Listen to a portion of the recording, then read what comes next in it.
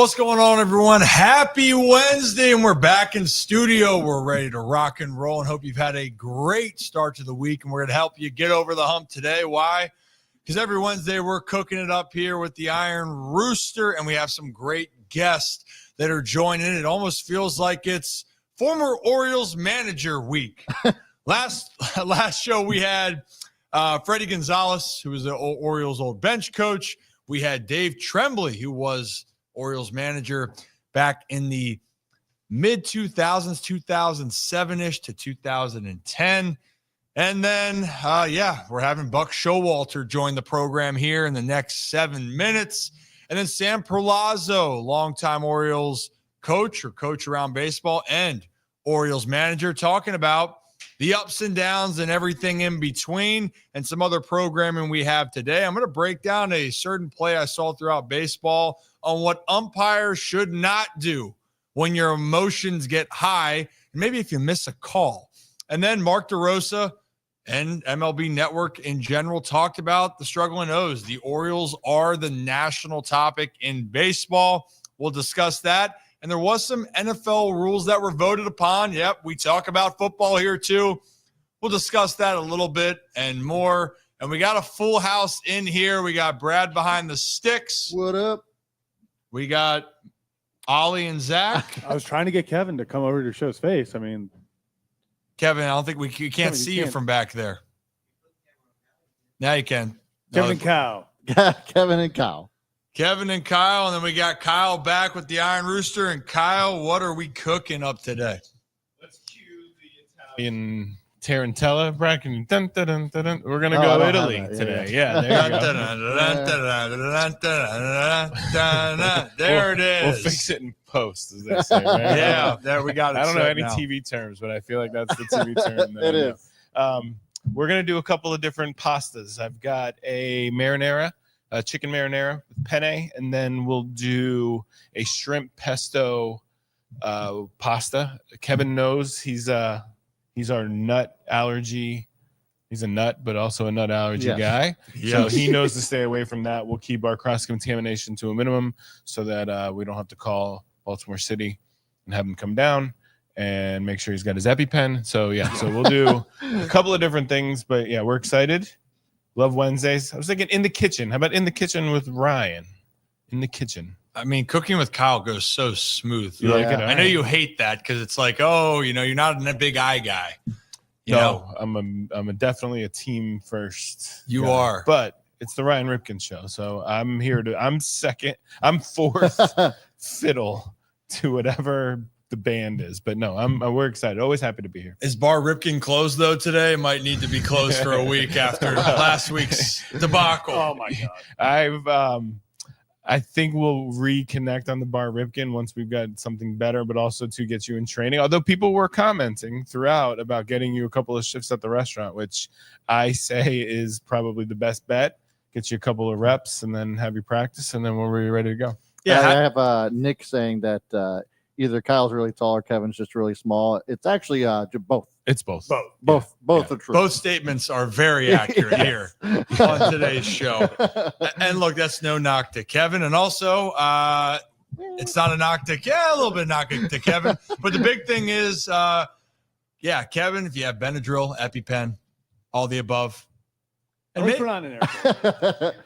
we're hoping here. We are hoping. We got a lot going on today. It should be a fantastic show. And right now, look, on the baseball side, hasn't been the best if you're a fan of a team in Baltimore that is black and orange. It's been rough. No. They're not talking like that, are they? No, never. Well, right now, Those are fine. the O's, you know what? We haven't said it really. That's my fault. I should have said it to start the year. Maybe that's we the made reason why. Bro, we made shirts that said it. What Yeah. else did you want us to do? Yeah. We tried to say the O's were fine, and then They're not fine. a little bit of backfire. It's not going too well, but at least today they got a chance up. And as I said, they just fell behind 2-1. Oh boy! But Tomoyuki Sagano is keeping the team in the game. Down 2-1, bottom of the sixth. We'll keep you guys updated on all of that. But right now, the Orioles still are the headline. and not for the reasons that people want them to be the headline. It's because they are one of the worst teams in baseball, and they were not expected to be. They're only a half game, I think, ahead of the Chicago White Sox, who were projected, and even some people were expecting a historically bad White Sox team, and they're not doing that, by the way, but the Orioles are almost right there with them. So many people are commenting on it. We talked to Cedric Mullins yesterday as well on the team. I thought said he was honest, and he's as real as it gets, and I really hope for Baltimore's sake they bring him back in the future, just because I think he embodies what the city will be, but that's for a different time. You know, it's actually interesting. I didn't know this, especially because being a fan of my entire life, there's been some really bad seasons. Mm-hmm. This is actually the worst 47 game start in the Orioles history since 1954. Really? Yeah. Well, worst ever. it's not good. No. Not a good time. I mean, we just got done talking to Dave Tremblay yesterday. You know, the 30-3 game, even that wasn't as bad as the start to this season. Yeah, and how about what's a way to take off the interim tag for Dave Tremblay was, hey, welcome to one of the most lopsided losses. Yeah. And a 30 burger. And I even said, no one can compare to that. But, you know, upcoming here, I think our guest has experienced a thing or two around the game of baseball. He's only seen everything. Feels like everything, but you'll be surprised. Things do come up that you'll sit there and go, yeah, have I not seen this? It does happen from time to time. Before we bring on our guest here, Smallville Horror, appreciate you. Hey, guys, it's Vernon. I appreciate what you guys do. And Orioles are a huge disappointment. It is the storyline. They have been the most disappointing team, and they have been the hottest storyline throughout the year, both good or bad, because of what's happening. We'll dive into that and a whole lot more. And I think if we almost will be ready to go. And Buck, if you're ready, just give me a thumbs up whenever you're ready to rock and roll. Oh, he's ready to rock and roll. Looking forward to it. Always talking to him. Former manager of the Baltimore Orioles, the Mets, the Yankees, Diamondbacks.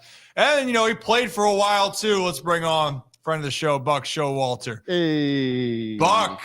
What's up, man? How we looking? Oh, we're doing, you know, in Baltimore. You talking about with us and us, or are you talking about Baltimore in general? Because that's two different conversations. Yeah, I know. I feel for the people of Baltimore right now, but you know, there's over 100 games left. 100. You know, I try to keep in mind that, you know, I pull for them. Minnesota Twins, before they won those 10 games in a row, something like that. The people were getting ready to run everybody out of town. So, but what allows you to string together some wins like that is not your hitters getting hot, it's your starting pitching getting hot. You know, your starting pitching and your bullpen. If you get a pitching staff hot, it allows you to string something together. So, you know, I'm hoping they get healthier there and make a big push. Did I hear you say the worst start in history? Yep, worst. What about the one they lost? How many games in a row to start the season? 21. Yeah, so it's even worse than that. That was the was it 1988? They were 9-38 in that stretch. So 15-32. They finished with 66 wins 2010. They finished with 57 or fewer each of the other previous four instances. So those are the numbers. That's painful. Yeah, it doesn't feel good. Hey, I don't think anyone likes losing, Buck, at all. And maybe you can give the perspective, because I think you've been through a lot of some pretty solid moments, good moments, and then you've been through some bad. I mean, probably the one, Buck, was the last year in Baltimore. Aspirations were still somewhat high for the squad, and then things, you know, just didn't happen the way that anyone had hoped. Yeah, we knew our window had closed. We went for it one more time there in 18, and, you know, I'm not going to, you know, everybody talks about injuries. Yeah. Everybody talks about excuses. We all got them, you know, and it's like, you know, you go down the hallway in a lot of these locker rooms, they got all these sayings up there, you know, Newt Rockney and Lombardi and all this stuff. And I don't think, Ryan, I've ever read a saying on a wall that made me a better player. So I used to, in New York, I painted over those and I put 2 words up there and said, play better. Play better. Okay. And nobody wants to hear it. There's somebody working 9 to 5, Monday through Friday, grinding for a 2-week vacation, maybe. They don't want to hear about how your travel plans were tough on a charter jet with 5-star hotels. They really don't want to hear what time you got in.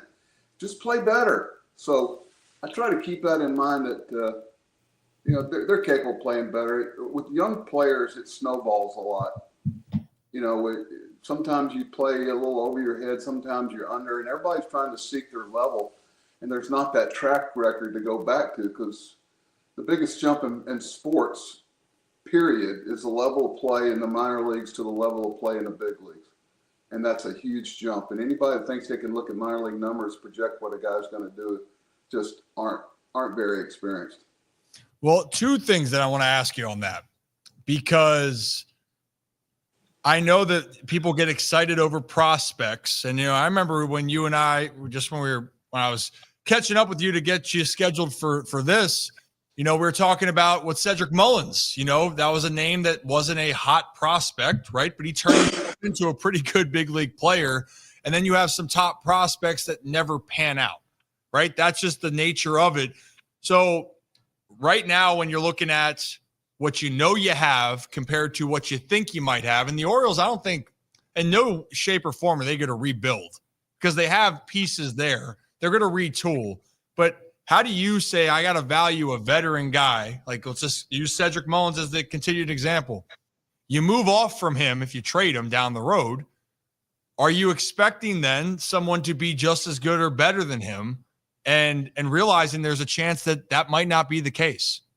Well, Cedric he brings some intangibles that are hard to find. And, one of the mistakes people make when they see a team with a poor record, they think everything there is bad. One of the mistakes that managers make when they come into a place, I know when I came into Baltimore, is you don't say everything there is bad. Adam Jones doesn't stink. Markakis isn't bad. Wieters is not going to help. All the things that's a mistake you make. So I remember the first time I saw Cedric, we were, Jicks, the guys that come over and play the last 3 innings, spring training. I was kidding with Brian Graham. I said, hey, can we bring somebody over that's kind of energetic and athletic and kind of likes the opportunity? I said, we got some really kind of dead guys coming over here, not really getting that. And he said, well, I got this young kid. I'm not sure if he's going to be a prospect. His name's Mullins. I go, send him over. We watched him play 3 innings, and we look at each other and go, where has this guy been? Cedric, we used to call him the toy cannon. So to hear you guys talk about him being a veteran presence now, but Ryan, think about the people that he was allowed to be around. He fashioned himself after, whether it's a Markakis or a Hardy or a Jones or a Wieters or, those guys that did it. And that's why we could bring Manny and Scopey up a little early in their development, because we knew they were going to be surrounded by people that were a voice of reality instead of, all the things you get social media now that take you out of reality. So, that's a challenge. I left Brandon a message and he got right back to me. It's tough. I've communicated with him now and then, not very often, but don't get me going. It's very painful to watch that happen to somebody. Yeah. Well, I mean, I think that's right. You just saying that not getting going, we're not going to get into that, but that's the human element of it. And because it's not just one person when things are falling apart. Like I tell people all this that wanted to get on Brandon Hyde about, you got to make a change. And then he leaves and you realize, hey, there's other fundamental issues here. And I'd use an example, Buck. I go, hey guys, you're going to use that against Brandon Hyde. What do you think about Buck Showalter? And everyone goes, oh, Buck's a great manager, great with people, communicator. And I go, okay. So that last year in 18, is that all on Buck? And they're like, oh, no, not at all. And I go, well, that's the point. I digress. You said something just a second ago about veterans and about surrounding yourself with guys that can help in your development. I think that is one question I've actually been asked a ton is the Orioles seem like that's why we bring up Cedric. Cedric is kind of that guy now, but they don't have a lot of other ones on that team that fit that role. And you either got to have someone of a manager that can groom them and it's going to be there, or you got to have players. Buck, remind me, was Mark Teixeira because we had Tex on. You were his manager in Texas. Was that right?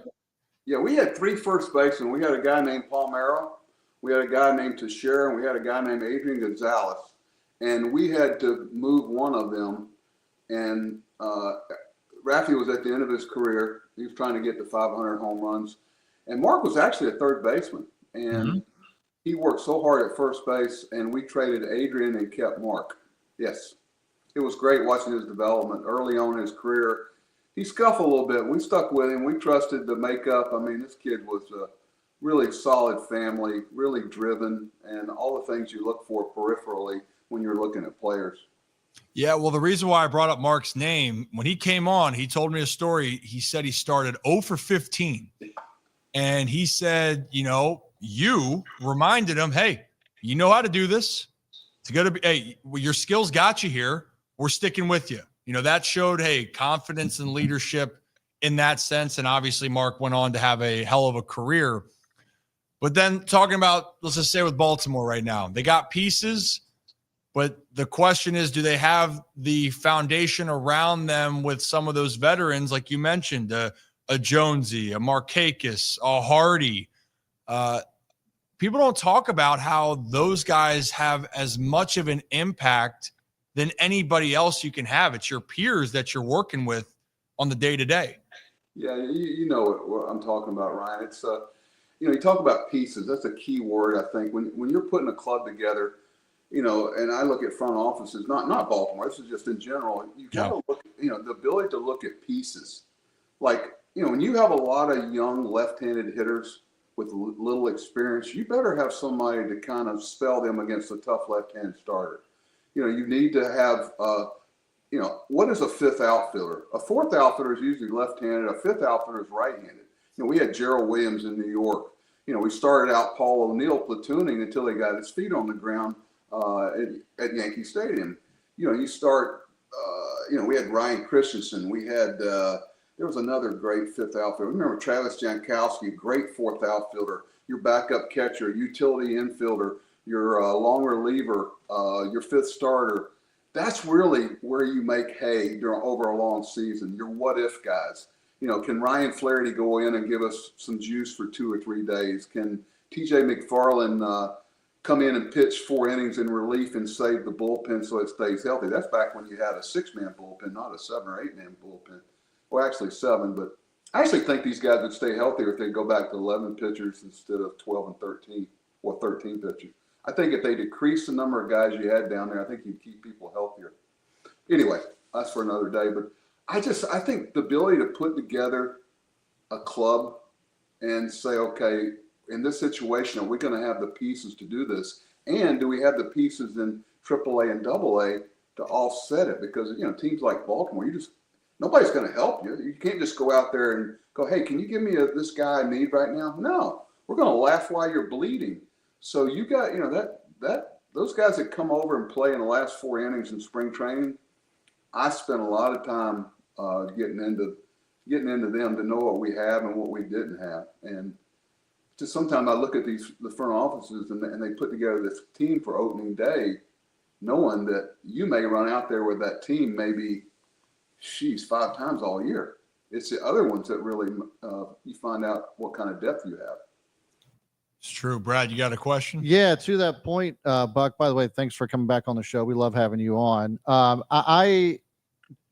To this topic, we've seen a lot of platooning going on with the Orioles specifically, and it's been a thing that we've kind of seen across the league too.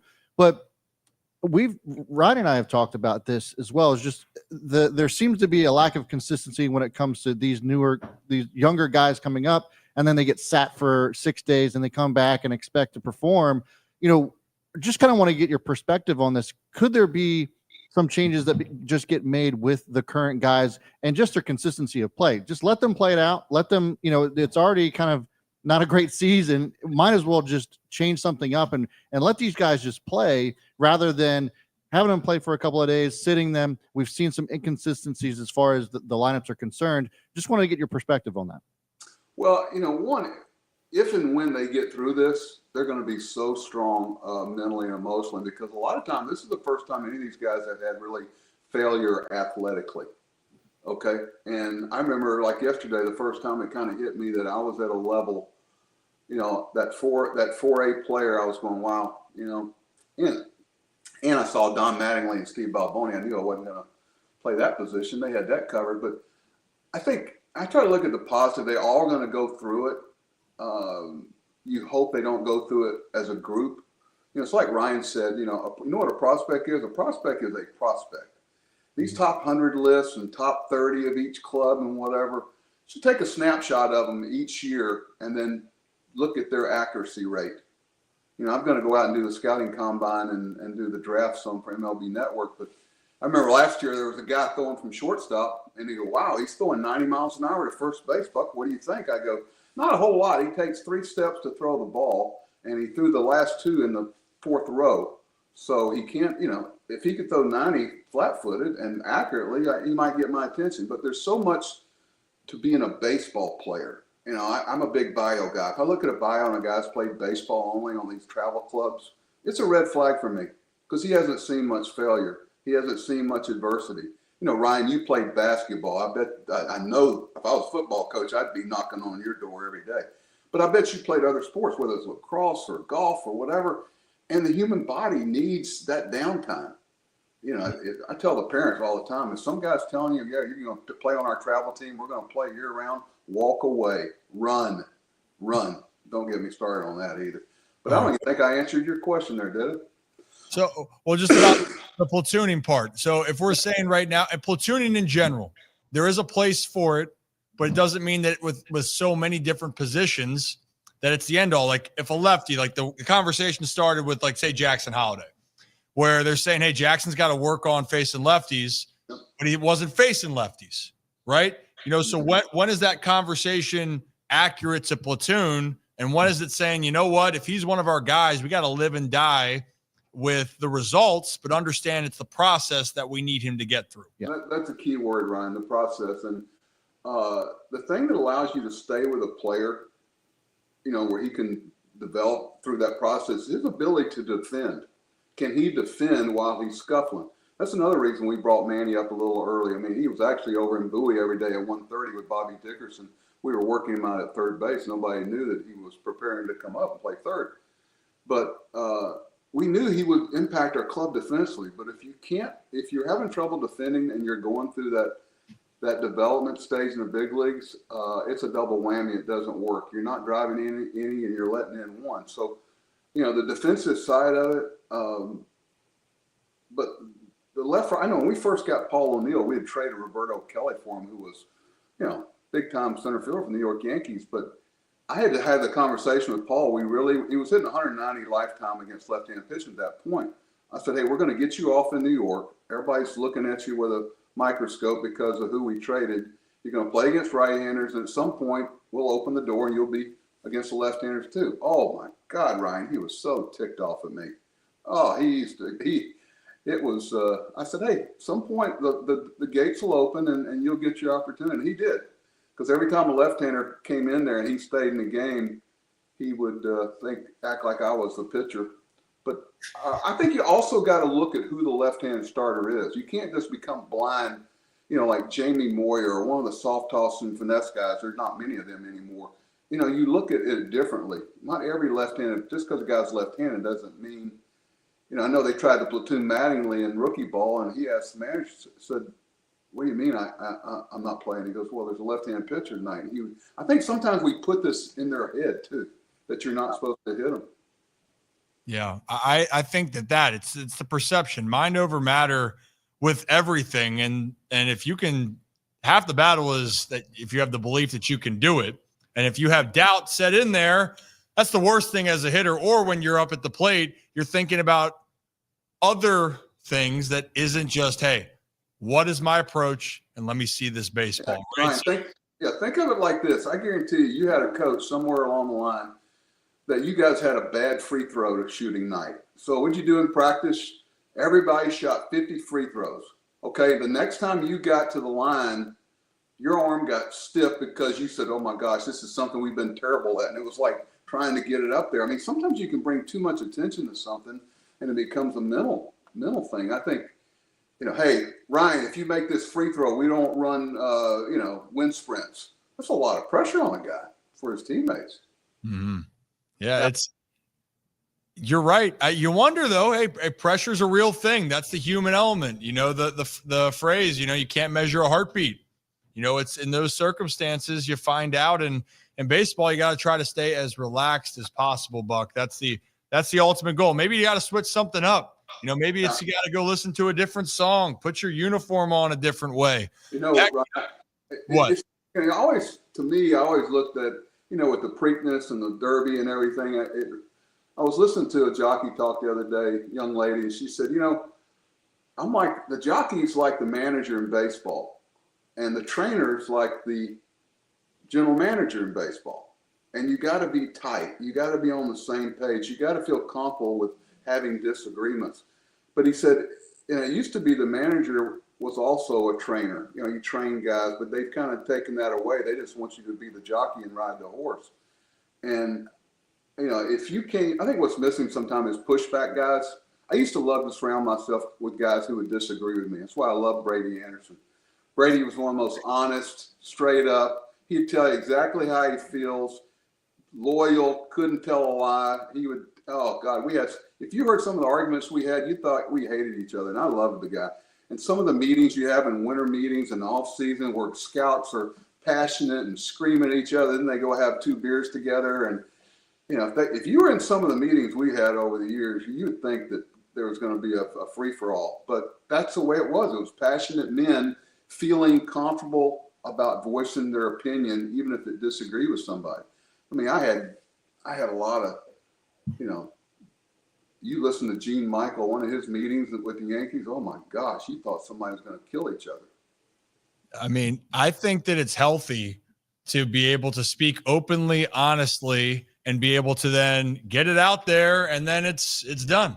Then it's out, it's over, and it allows you perspective. And that's where I kind of look at least in Baltimore right now, a certain way of baseball and how you develop things. And we're not going to get into the whole analytics versus baseball and philosophically all of that. But I do think pushback with, hey, this could be too much, and maybe I need to rethink what we're doing. I think that's something we might see in Baltimore here from this part of the season till next. We'll see if that happens here. But in the meantime, Buck, I mean, it's a continued conversation. I'm sorry, Buck. I'm also getting distracted because every Wednesday, I forgot we're cooking every Wednesday here with the Iron Rooster. The giant roost tarts over there. Oh, yeah. We're cooking chicken pasta today. You cooking or eating or both? Shrimp pasta with pesto. There we go. There you go. And you're a cherry guy, aren't you, Buck? Well, you got a good memory. Well, you know what? I believe that Kyle and the Iron Rooster would hand deliver some cherry roost tarts when you came back into town, just from what I. It was my office was very popular when they knew those things were in the clubhouse. One of the first things I did there, Ryan, was make the locker room smaller. You hear all about how everybody's expanding and making these opulent locker rooms. We actually made ours smaller. Everybody had to interact.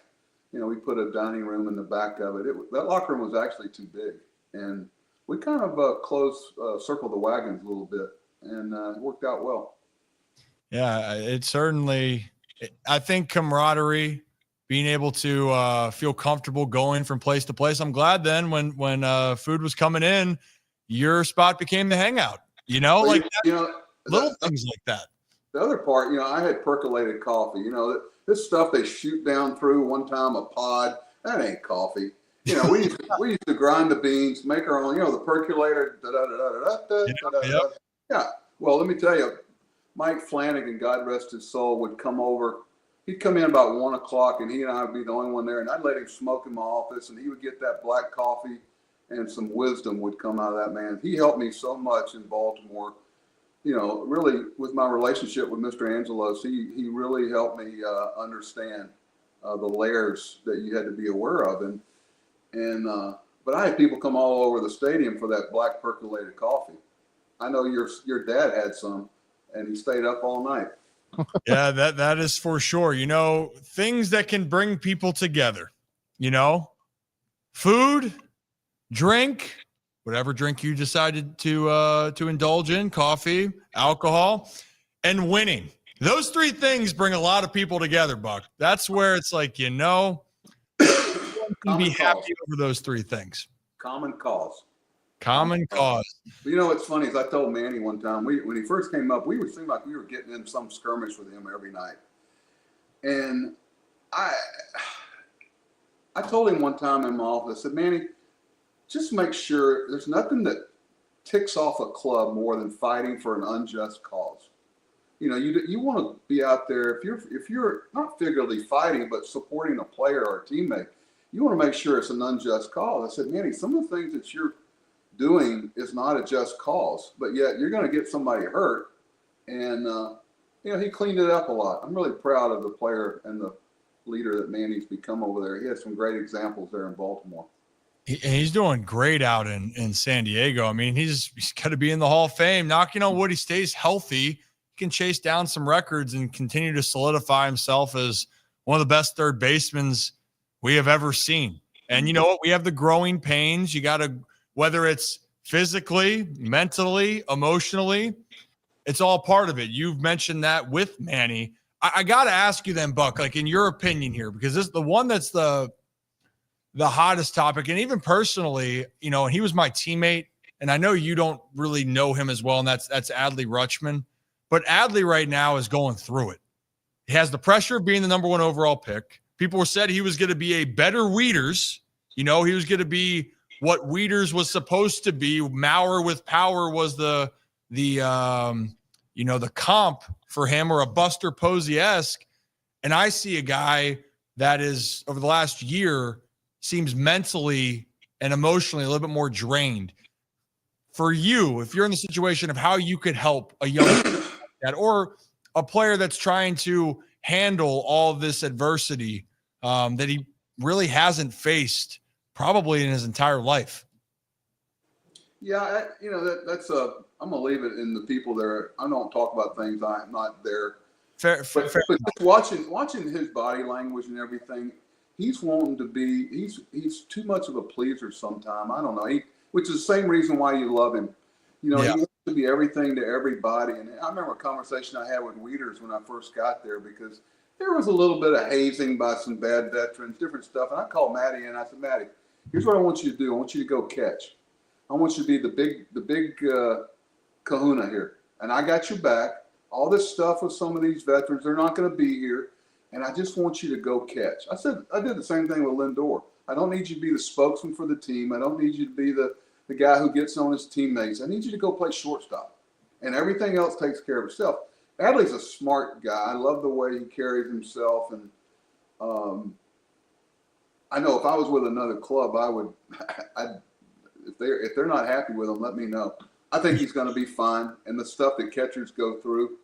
But sometimes, it's a what have you done for me lately world. That sophomore year and junior year after your freshman year when everything's coming up roses, it's a challenge. But if you can get through it, Ryan, if you can get through it, it's going to be so important for you as your career goes forward. And he'll get through it. I like him. I do too. I think people are in this business nowadays, and probably social media is a huge part of it. You can be quick to dismiss when failure is a lot more glaring, but failure is not a matter of if in baseball, Buck. As you know, it's a when, and it could happen today, tomorrow, could happen for 3 weeks, could happen for 2 months. Mark Teixeira, going back to him, he said, I was lucky if I could have 3 or 4 good hot streaks. That's great, because I know I'm going to have 3 or 4 big slumps, and I just got to find a way to ride it out. And if I get back on track, I proved to myself it's going to be okay. So I think that's a big thing. And Buck, I appreciate your time as always. I should have asked you in the beginning, but maybe next time, because you told the great minor league story with Don Mattingly and you driving the bus, bus driver Buck, because I know you have so many more in the vault of just stories. Is there any chance you have one that you can remember as we let you go? Oh my gosh, where do you start? It could be in the bigs too. Give me a subject matter. I did a thing at the what was it? The New York Athletic Club, where basically I set up on the stage, and this guy kept teeing me up about things, and next thing I knew, I said, "Man, what a fool I made out of myself telling all those stories." Anyway, but they seemed to like it. It was a great fundraiser. Give me a subject matter. Yeah, well, I'm Your dad. How about your dad? Oh gosh. Okay. I mean, I played against him in Charlotte. okay. And he was a third baseman at that point. I think Drungo Hayeswood. There's a name for you. Wow. In the outfield. There's a name from the past. A lot of good. Kenny Dixon. I remember we got in a fight there, and guy got his earlobe bit off. We had to sew it back on. That's another one. Anyway, Whoa. Yeah. Is that actually true? Oh yeah. Tommy Dodd. Call Tommy Dodd. Remember they played in the big leagues? Yeah. He rushed the mound on a guy. I think it was Kenny. No, it was a Latin kid, and somehow he had his arms pinned. The only thing he had, he took a piece of Tommy's ear. And that was back when fights were real, and then nobody got thrown out, and you kept playing. I can't understand. How many times are they playing in a row, Ryan? 6 games in a row in the minor leagues? Yep. You got no chance back then. By the third, fourth game, it's a Donnybrook. No chance back then. I can't. When I first saw it, I go, they're going to play each other 6 times in a row, and nobody's going to be fighting. He had no chance. No. So just to wrap this story up, brawl, didn't have anything else. He didn't have his hands available. So just bite, take a piece of an ear while you're going down. Is that kind of paraphrasing? Call Tommy Dodson. I think Rex Hubbard might have been on that club. But I think your dad, I'm pretty sure your dad was on that club. I spent a little more time in the Southern League than he did. Now we got to ask Calvin about that one. Now I got to know. I got to know. These stories never, and brawls in the minors. John Smoltz told me Buck won. They got in a fight. Not John, but he said they threw out the 2 players, that the pitcher and the position player that went at it, and they had to go back to their clubhouse. But then everyone forgot that the clubhouse is met behind center field, and so they heard the ruckus going on. So the guys took it like in the wrestling in WWE. They took it outside the ring, and they had to halt the play before and separate them, and then they went back to playing the game again. No, we had a game in Bristol, Connecticut, the Red Sox, Yankees, AA, Eastern League, and the dugouts were next to each other. Oh no! In other words, we get in a fight, and the third inning, the guys are like, he's right beside you. The guy you just said, you got no chance. You're still going at it. The best one, we played in Buffalo, where at Memorial Stadium, War Memorial, where OJ ran for all those yards. It was 250 down the line, 430 in center. But you had to always lock the locker room when the game started because it was a tough area, really tough area. Well, somehow our closer had gone back in there. I'll never forget. And he got locked in there. Manager called down for the closer, and the closer's in the locker room locked up. We had no closer that night. That was not funny on the bus ride home. I can tell you that. Trainer got in a little trouble. Oh, man. I got a bunch of them. But you know what? That was great, Buck. That's a great way to end. And also, when I'm finding out that you didn't close the game, right? No, we just scored a few more runs. There's always a way. We it was Gil Rondon was the guy I think who came in. Yeah, we had a meeting after that game. That's incredible, Buck. Just the meetings we had, the managers, some of the things that they could say back then compared to you might hurt their feelings today. I'm not the old guy on the front porch screaming at the kids. I love all the things, analytically, and you always try to script a game, but we know the teleprompter breaks, and then what happens? You need to have the human element, and that's the beauty of it. But man, oh man, they some of the spontaneity. I enjoyed the spontaneity where the umpires knew that it was part of the gig, and they would let you go a little bit. Let's face it. Can you imagine Earl in today's game not having anything to argue about? Oh my God! I mean, he would still have something to argue about, but man, they would be dragging Earl through all the gates there on social media. It's too much. I'm like, well, tell you what. His style, it worked back then. He didn't always agree with it. Jim Palmer just found a way to to get under Earl's skin at times too. But you know what? It's a different day and age, Buck. That was the first game in the big leagues. I was a coach on the field. Well, we actually won in Boston, but then we came to the old Memorial Stadium there. And I'll never forget walking in the visiting locker room, and it smelled. I'll never forget that smell. It smelled like an old high school gym. Oh my gosh! I went, wow. But it was the big leagues. It had ML next to it, and I was ready. Hey, you know what? That's all that matters, Buck. It's always a treat when I get to talk to you. And I know you just said you're heading out to the scouting combine. If anyone's trying to find out what you're up to, where can they see you next, or what you're going to be planning to doing over the next couple months? I listen to things. I'm not as busy as people think, but I got a few things going on that I get to say yes or no, Ryan? And we got some people kicking the tires. I may have to make some decisions. My wife, we had a conversation the other night about it. So we'll see what the future holds. It's not always what somebody might think either. It could be something like a golf course superintendent where I get to cut the grass. Who knows? I was saying, when you're saying kicking the tires, I'm like, Buck getting back in baseball, but also you were telling me when we were trying to figure out times, he goes, hey, Buck goes, I'm available, but I might get invited to go play golf. So, I got to keep that open. So you're always keeping us on our toes, Buck. Well, I appreciate it. I enjoyed my time there. We have a place up there. My son lives in Annapolis area, Severna Park, and we go back and forth up there. And we've got a little farm area that we stay at. We really love it, especially this time of year. Hey, and the Orioles are going to get it going. They're going to win 10 in a row, and everybody's going to you get young people on a snowball going the other way, crazy things can happen. Over 100 games left, Ryan. Over 100 games left. It's a marathon, Buck. You know it better than anybody. And when you come up here, if you want to work on your golf game too, and you're up here, let me know. We'll get on out there. I'm not very good, but I went out to the naval base golf course that they kind of redid. Yeah, beautiful. But all they do is say, Cal plays down here. He practices down on that end of the range. I go, really? I said, well, I'm going down there where he is. What a nice place. Really nice place. It's beautiful. Well, we got to get you up here and we got to get around. But Buck, I appreciate you. Thank you. And I look forward to talking to you again soon. And I look forward to our next call. I'm looking forward. I think I'm going to come up for Adam's induction into the Hall of Fame. We'll see if that works out or not. That's August, right? Something like that? Sounds in August? Okay. Right. Well, I hope to talk to you before then, but if not, I hope to see you up here in August, Buck, all right?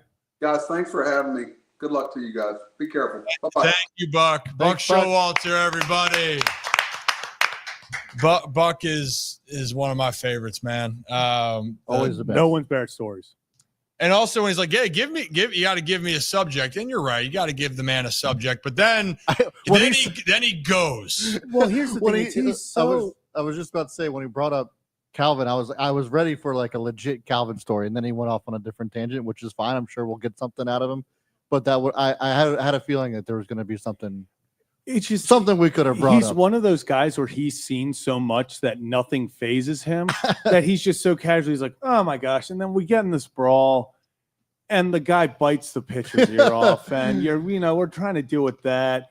And then there's this other time, like the closer gets locked in the locker room. So we have to score more runs. So we don't have to, he just speaks so casually. He's one of the best storytellers. Eddie Murray was like that when he was telling stories. They're just like, it's just very matter of fact. Yeah, I hit your dad in the mouth, whatever. We fought over shortstop. It is what it is. Yeah, it's fine. We had to stitch the guy's ears back. Yeah. Like that one part right get there. It stitched back on, but just call him up. He'll tell you about it. I love that. Just call him. He'll tell you about it. He will tell you about it. And hey, we'll tell you about this. If you're new to the channel, hit that like and subscribe button. Ryan Ripken Show. We are live every Tuesday, Wednesday, Thursday, right here on YouTube and X. And this episode is brought to you by our friends over at Merit Clubs. You see the giant sign behind me. You see the logo in the other corner. Hey, whoop. There it is.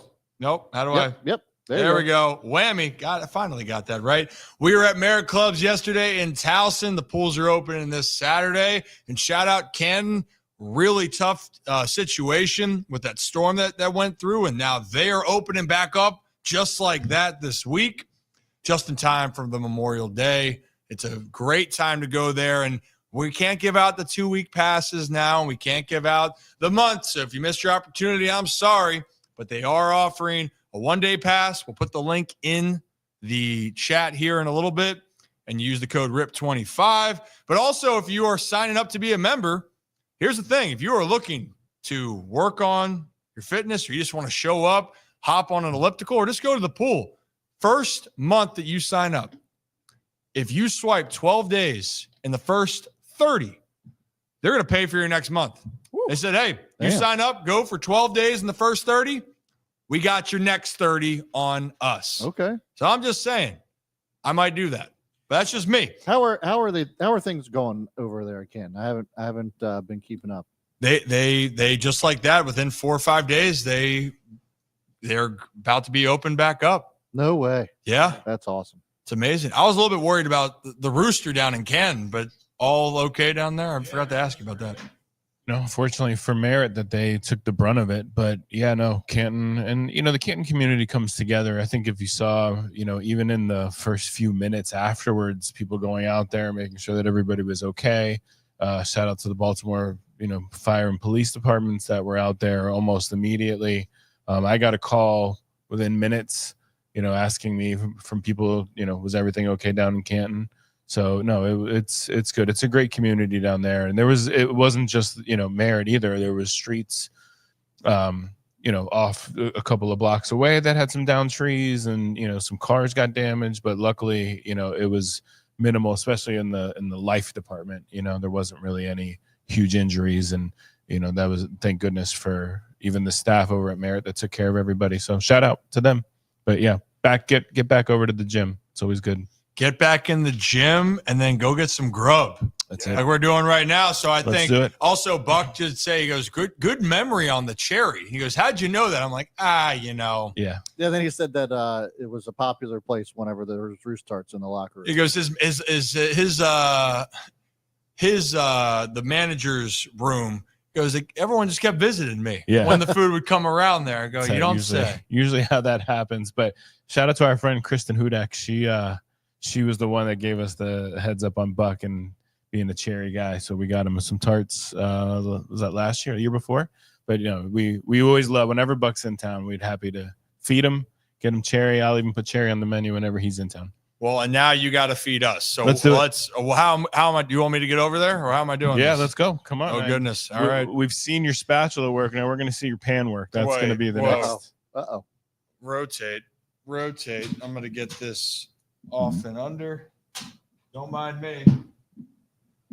We got 20 minutes to Sam Perlozzo. So well, maybe actually, as I'm maybe going to get situated here, Brad. Yeah. Am I pointing to me for a second? Why don't we play the clip about the other situation, since the Orioles are the national headline with Mark DeRosa while I'm moving over.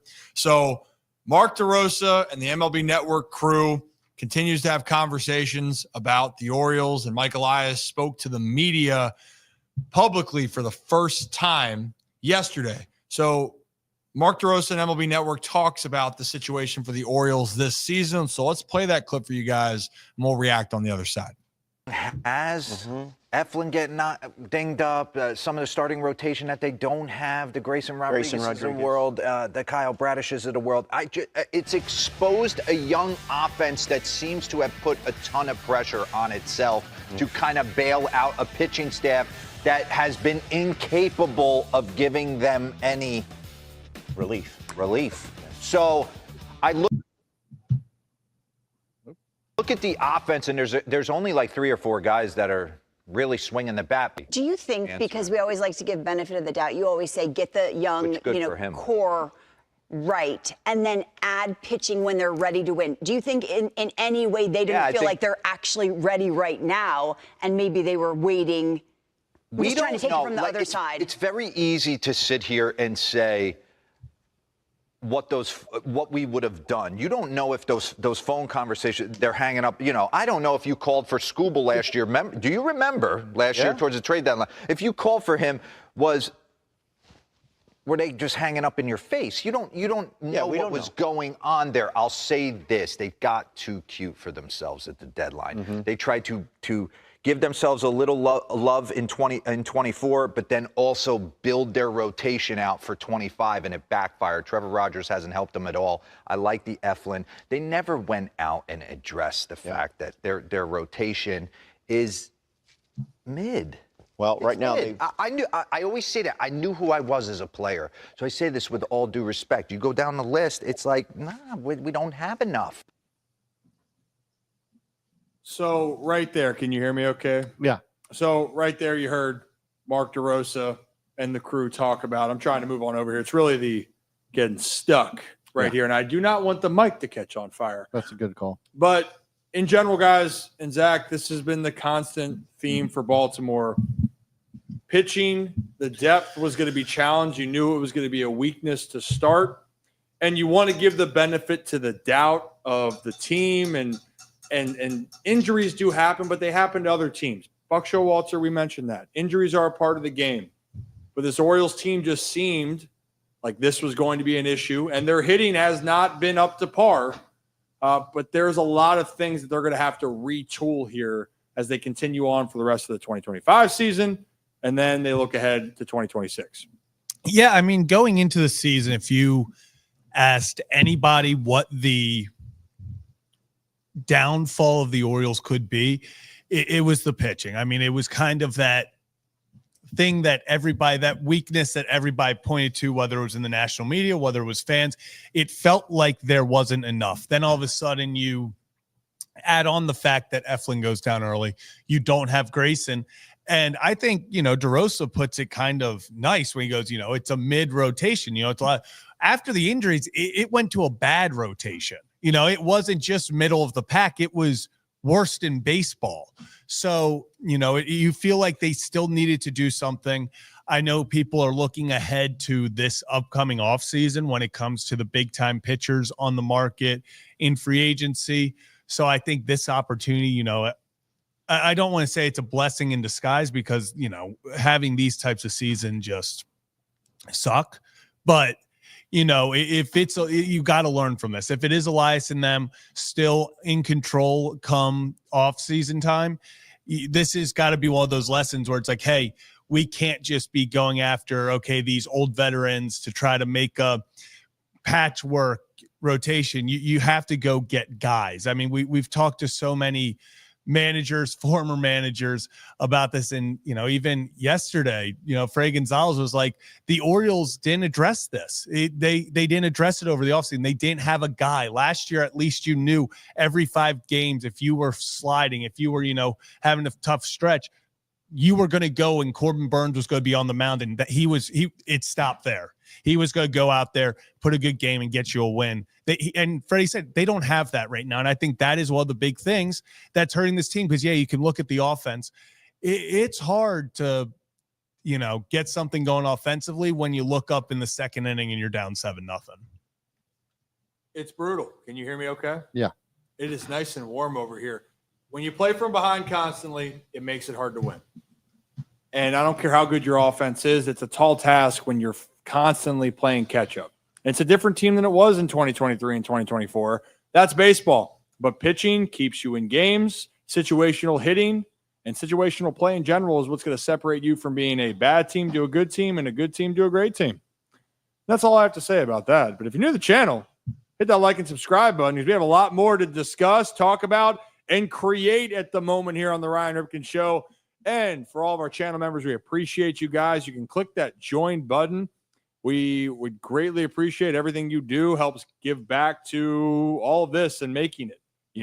We appreciate that help. And honestly, I'm very appreciative that I'm going to be trying some of this food here.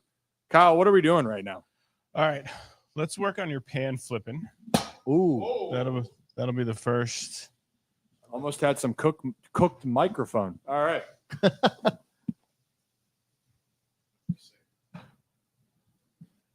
Can you hear me? Yeah. Nice. Maybe. Take it off. All right, what are we doing, Kyle? All right, so we're going to dueling pastas here, so that way we can kind of keep our times going, and also we'll see who comes out better. I think we'll see how it goes. Yeah. Well, let's work on the pan flipping first. So you're going to want to kind of go to the edge of the pan and then kind of turn your wrist, just like a flick of the wrist, almost like a basketball shot. You want to go to the front and then just come right back at you. So, actually, yeah, there you go. Yeah, that was perfect. Great. So on the saute pan right now, we had some garlic. You smell the garlic? Oh yeah. We went red onion, spinach, bacon just threw in there, roasted red pepper, tomato, and then on your side you're going to throw in some chicken. There you go. Look at that. Yeah, can't teach it. Here we go. All right, why don't you go ahead and throw your chicken in there? Yep, give that a nice little toss. We'll get that warmed up. And I've got shrimp, red pepper, onion down, bacon, spinach, red onion, some garlic, a little bit of Parmesan butter. So we're going to let that kind of get cooked. You're going to do a penne pasta, and I'm going to do a cavatappi. You know the difference? You've seen each? No. Okay. Penne is going to be that long noodle with the ridges. Okay, time out. I know what penne pasta is, but like can you pronounce the other pasta? Cavatappi. That's exactly what I said. Cavatappi. So, and that's like a spiral noodle. So you see it. And you see a lot of that in like mac and cheese. Yeah. So it's almost like a macaroni. Just a different style pasta. I think what people like as far as the sauces go is to get that sauce kind of in the noodles. Why don't you go ahead and give yours a toss?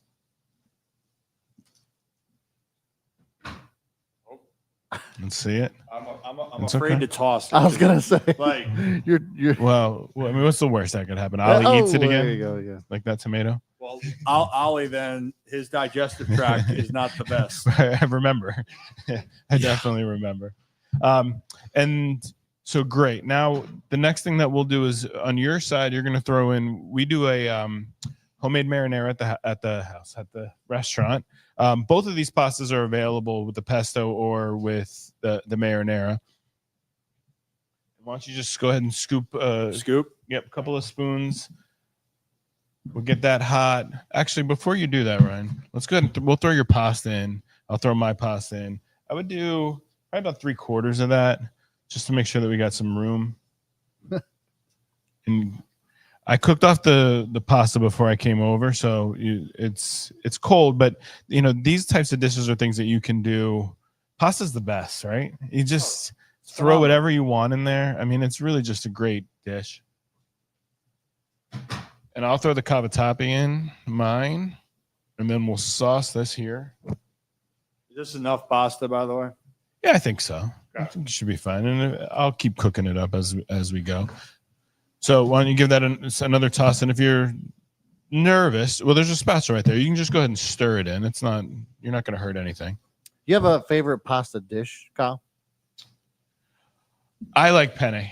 I'm really just a fan of penne, and the dish that Ryan's doing over here, we do at the restaurant. Yeah. So we make this marinara, which is fantastic. And marinara is one of those things, it's the gravy, right? So, if you can think about, the flavors that you want to see, I like a marinara that's kind of a little bit on the sweeter side, and you kind of dial it up with some garlic to kind of give you both. But penne is my favorite. What about you? Mine is, so I actually have like a go-to that I make that is always a hit. It's the lemon garlic shrimp pasta. Yeah. It's just real simple. Lemon, garlic, shrimp. I actually put in a little spinach and tomato, and then a ton of Parmesan, and it never fails. It's always a hit. And it's a light dish, right? And it's a quick cook. So, all of these things can be done. We're going to be done here in about, 3 minutes. So a little bit of salt and pepper on top. And now you can start doing your marinara, Ryan. And the key is you want to get everything coated, right? And some people are a little more saucy than others, and depending on what you like. But I would say 2 or 3 saucy. I would say 2 or 3. Go ahead. How saucy? Yeah. You can get saucy as you want. You put sugar in your marinara? Yeah, a little bit of sugar, a little bit of salt. I feel like that's always like a source of contention. Yeah, some people put sugar, some people don't. It's a balance, right? I like to put salt in my chocolate chip cookies. Yeah. And it's really to just sort of expunge that flavor that comes out. Yep. So, you're not what I wouldn't dump a whole container of salt in there, right? You're going to have a different kind of cookie. Are you feeling saucy over there? Should I sauce it up? A little more sauce? I would say just a little bit more, but we're going to do to kind of give it a little bit more balance for you is we're going to add some heavy cream. So I'd say one more spoonful and then toss it. And then we'll go with the heavy cream and let that cook down. Who wants cream? No? Cream? Okay.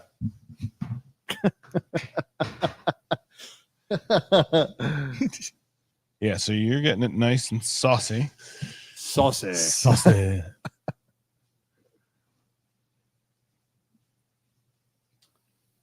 And then I added a pesto. Pesto's I don't know, Brad. What's your thoughts on pesto? Are you a pesto guy? Yeah, I love pesto. What are you, Ryan? I love pesto. Does pesto have nuts in it though? Pesto does have nuts in it. It's got pine nuts in it. So Kevin's gonna watch from there and stay far enough away. Still, I thought it was just peanuts.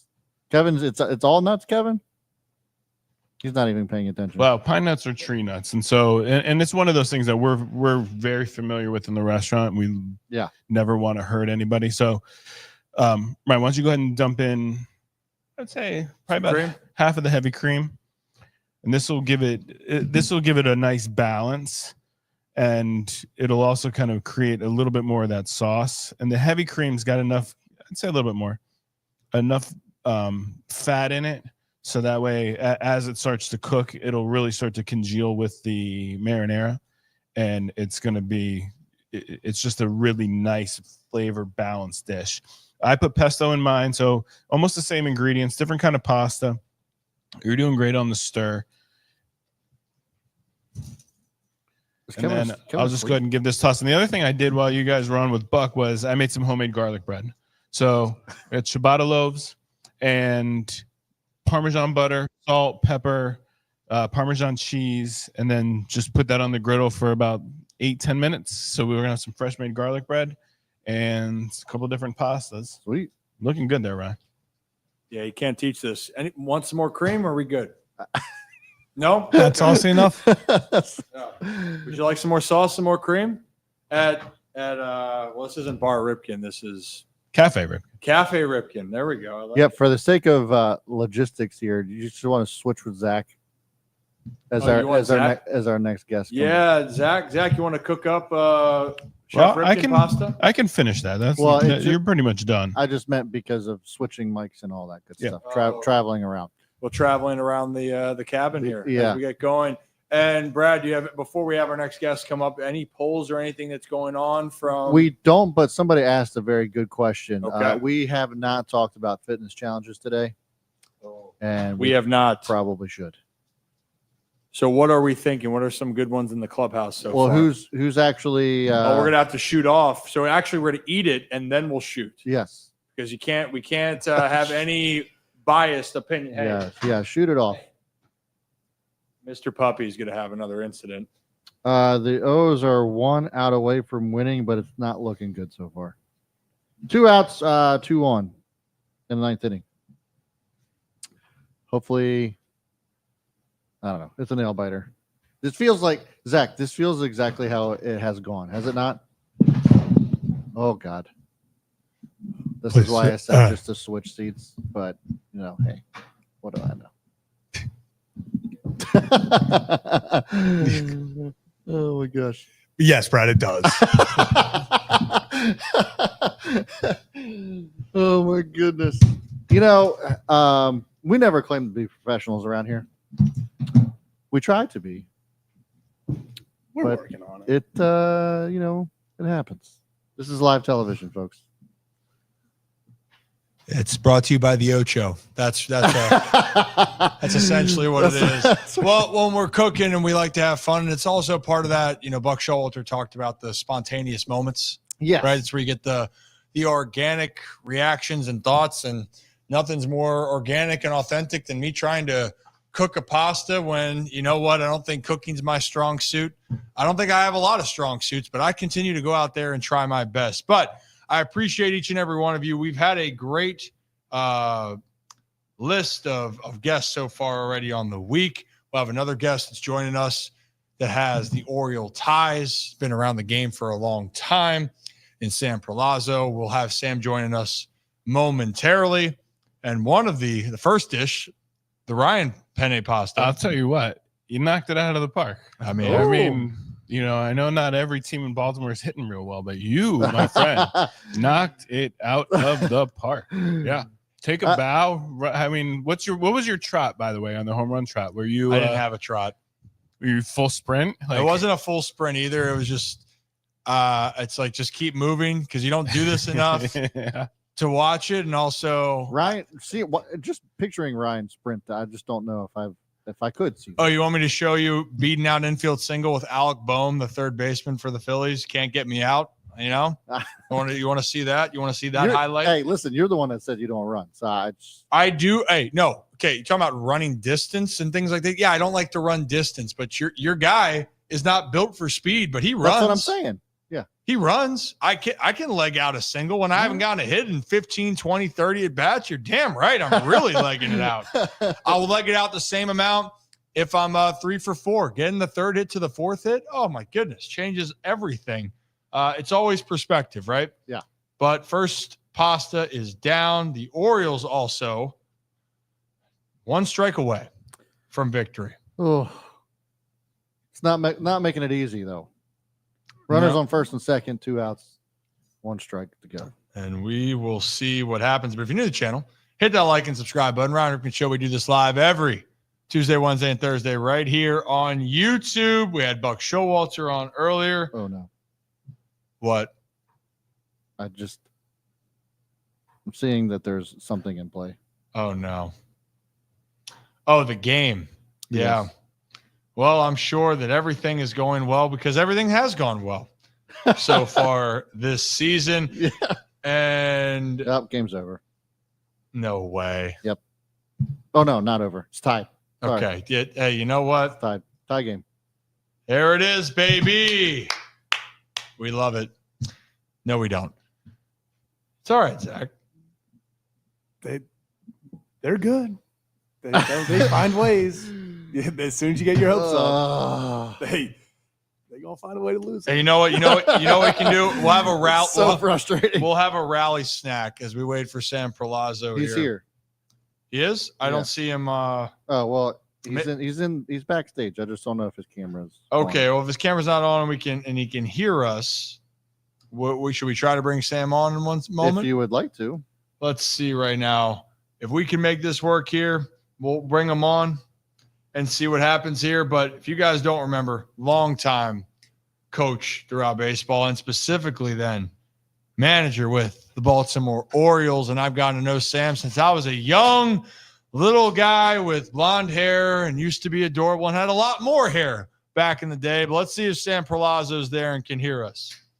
Sam, can you hear us? Sam, you there?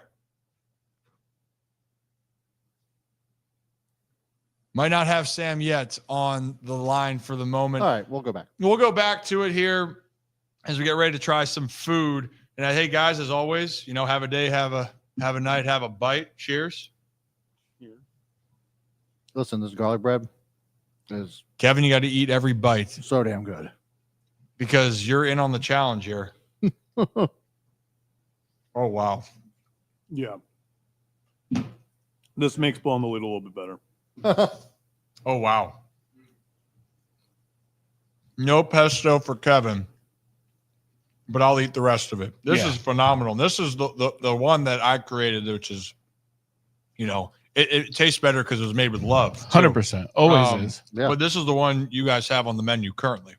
Yeah, so that is on the menu currently with the marinara.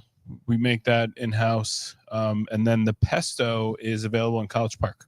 So we do a pesto for dinner. We did a pesto flatbread before too, which is always good. Pesto's, again, it's one of those acquired tastes. Some people just are not pesto fans, but if you get a nice fresh pesto, it's great on pasta. Oh, no. Throw it on a sandwich. You can throw it on a pizza. I mean, you've got a lot of different things that you can do with pesto, but I think you're going to like that one. Shrimp kind of adds a nice little kick to it. So, yeah, enjoy. I like a good kick. I do. And I'm enjoying this. Saucy. I enjoy our saucy. Big sauce guy here today. And you know what? I think he's ready. Sam, if you're good now, give us a thumbs up whenever you're ready. Perfect. Now let's bring on former coach and manager with the Baltimore Orioles, Sam Perlozzo. Sam, can you hear me now? I can hear you. Hey, great getting to chat with you. First off, though, hey, what's one of your favorite dishes that you like to have? We cook every Wednesday here on the show, so I'm just out of curiosity. What's one of your favorite meals? The pastas right there could be a starter. Yeah, well, hey, you know what? I don't think you can go wrong with pasta. Hence, that's why we were doing it today. I want to tell you guys, I beat all of you to third base. You know that. No doubt about it. Hey, Sam, it's great to see you. I'm trying to remember the last time I did get to see you. I'd like to say it might have been down in Florida during spring training. I'd like to say it's been do you remember, was it over in Fort Myers maybe? That's the Twins. Right. I was trying to remember where I'd seen you in passing. That's why it's been a hot minute, but Sam, we've gotten to talk to a lot of former Orioles brass that have been around throughout the years. You know, recently, throughout the time we talked with, you know, going back from players to Eddie and Jim. We just sat down with Dave Tremblay yesterday, Freddie Gonzalez, and Buck Showalter before us. I mean, talk to me a little bit about some of your maybe favorite memories you had when you were here in Baltimore in the 2000s. Well, I don't think you can beat winning. Yeah. And when we first got over there with Davey Johnson, we played pretty well. Team was looking really good, and we won. We turned the thing around and picked up some playoffs, and then things just went haywire, and they stayed haywire for a while. Yeah, they certainly did. Unfortunately, there's 14 straight losing seasons from 1998 to 2012. But Sam, maybe because, you know, I always try to look for perspective, and it's always better when it's someone that's been around and you've seen. I got to think, is there anything that surprises you in baseball? Maybe, but more times than not, you've seen the game through the good, the bad, and the ugly. How would you handle, or how would you be able to address, like, say right now in Baltimore, it's a rough go. You know, what's the messaging you would try to work with guys that are going through such failure and dealing with so much pressure to perform? Well, you know, not knowing exactly what was gone wrong, but it sure does look like there's been a lot of things that aren't happening that should be happening. And and I'm not going to pick or point my finger at anybody, but, you know, you don't usually make up things with your ball club and not say that something really happened. Right. You know, there's no place to hide. Yeah. And but what I think has to happen from Tony's perspective is he's got to start getting them to win bits and pieces. Mm-hmm. You know, pick up a win here, pick up a series here, you know, get lucky and do a 3-game series again, and just move it forward. You know, it's what I found was any new manager in the middle of the season that gets the job, there's usually a pickup where the guys get together, they get a streak going, and then after a month, you should be able to find out whether you got your ball club back or not. Mm-hmm. And I've seen it, and if you can get them going, then you got a chance. Otherwise, you're going to fall right back. Well, maybe on those teams then, Sam, doesn't have to be with Baltimore, anywhere. You know, I know you were around, and then after Baltimore going to Philadelphia, when it's like a momentum shift, when you're able to get back and you're able to get back in the race. I mean, heck, it's, you know it better than anybody. It's a marathon with baseball. one constant theme I hear about getting back is fundamentals, of being fundamentally more sound. I'm sure that's one of the foundations I know that you were behind was, can we pitch, can we catch, and can we execute in the field defensively and be able to have some timely hitting, right? What does that switch kind of feel like when it actually turns back on? Well, you're going to be little things again, like we said. There's going to be some things that the ball club does over that part of time. It's not an easy thing to do, and it's tough for the manager that you put in a position. Mm-hmm. So he's got a little bit of a thing going. I always felt, all of my years of baseball, 50 years in baseball, I've always felt that you got to get that guy you got to get him going. There's no question. You got to start your guys going. Evidently, what has happened, I think, for part of the time in Baltimore now, is that we went out there and got soft, kind of, if you want to say. You want to get the thing done. Can't be done that way. Mm-hmm. You got to get guys going. You can't be their friend right now. Yeah. You can't be. And I think that's one of the things that I pride myself in doing, was treating myself and my players with abilities that says to me, if he gets fired, can you handle it, and can the club respond for you? And that's what I think he's got, his biggest test he's got for now.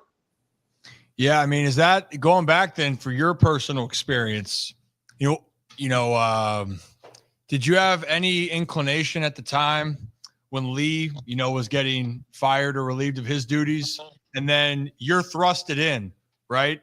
Mm-hmm. What's the initial response? Like, it's obviously you know that it's a possibility, but it's, well, man, this all happens very quickly, right? Can you just try to explain from that perspective? Because I think some people, what I feel bad for Manzo is that everyone's trying to pick apart the situation with him, and yet it was dropped. And from what I was hearing, it was very unexpected there for that Saturday morning, and then whammy, hey, you're taking over, and it's the ground's hidden, you're off the ground running, but you don't even have time to really process it.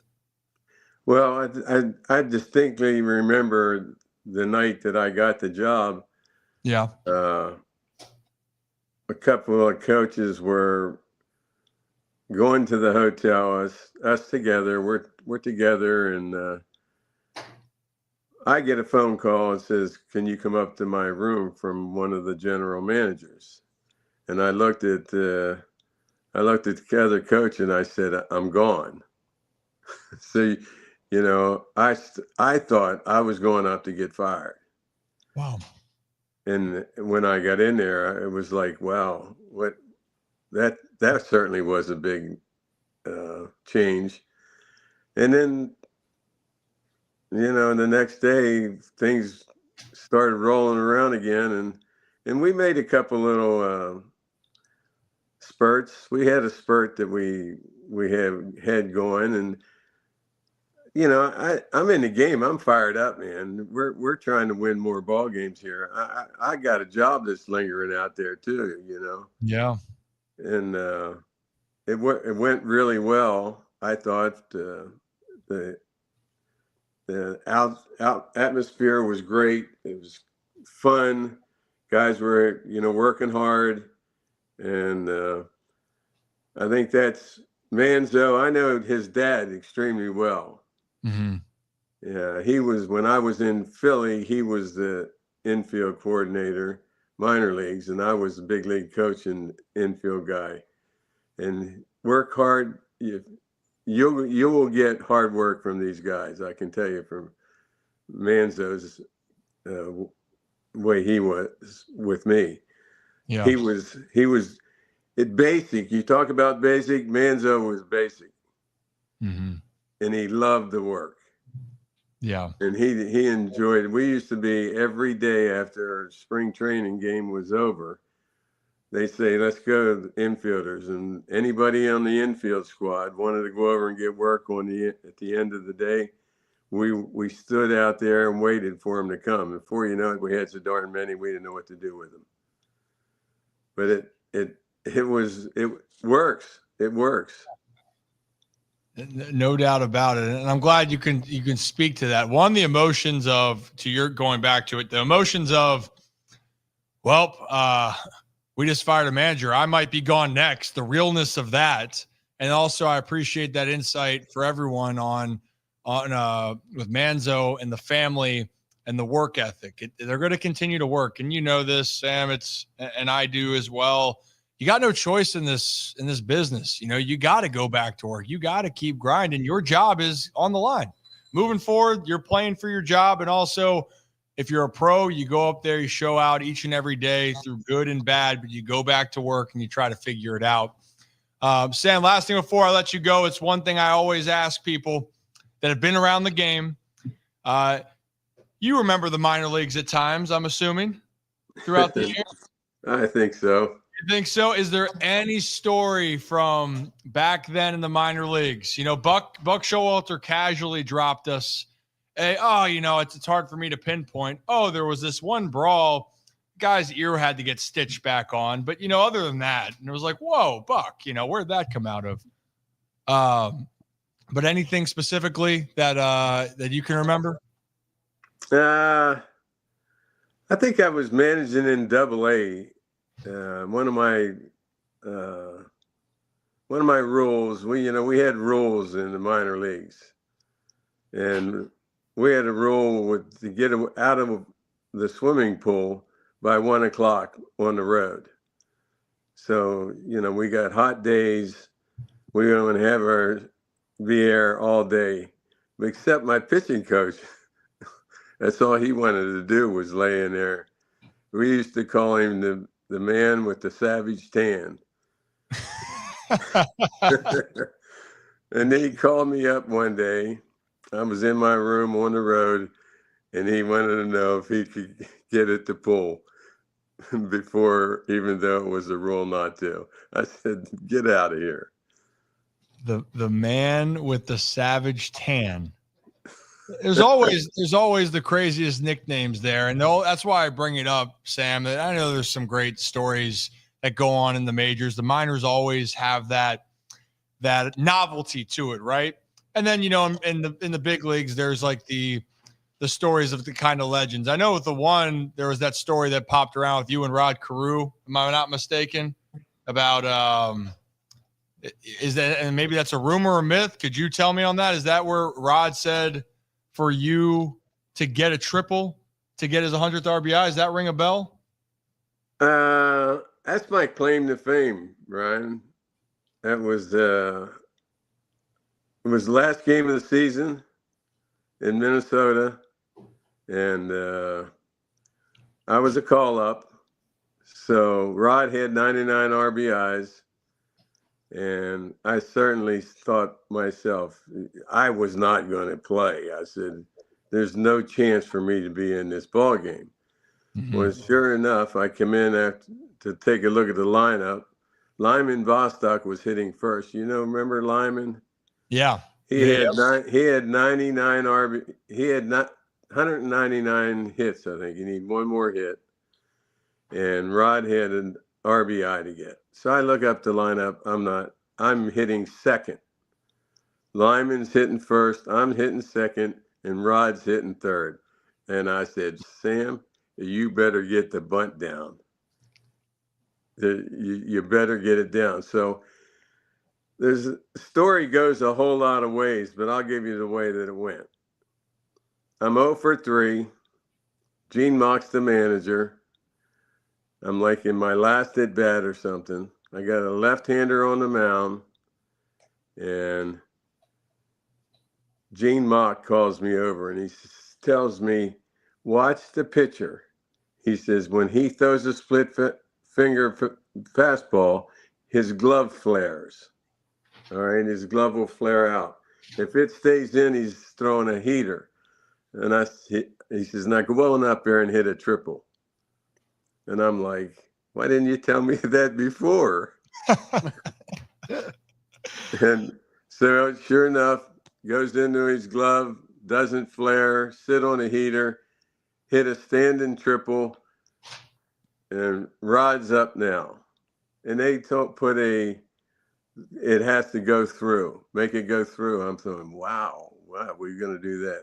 Sure enough, Roddy went up and just gets his base hit just like nothing. And he's all over, jumping at it. The game season's over. He got his RBI total. He's calling me all kind of names and telling me he's going to take me to dinner the next year when you make the team. I think it took me 15 years to get that dinner. But that's my claim to fame. Hey, Sam, you know why? And maybe because it's just I always saw you in a different lens. And because of my perspective, you were just one of those baseball minds that I got to be around when I was a young kid. And, you put up with me and all of that. But there were some other of those Ripkens I had to put up with.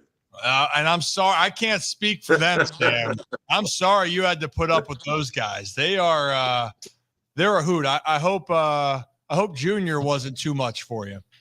I was just, I was in my room here with the memorabilia, and there was one that I have up there for a long time, and I didn't really realize Cal was that big.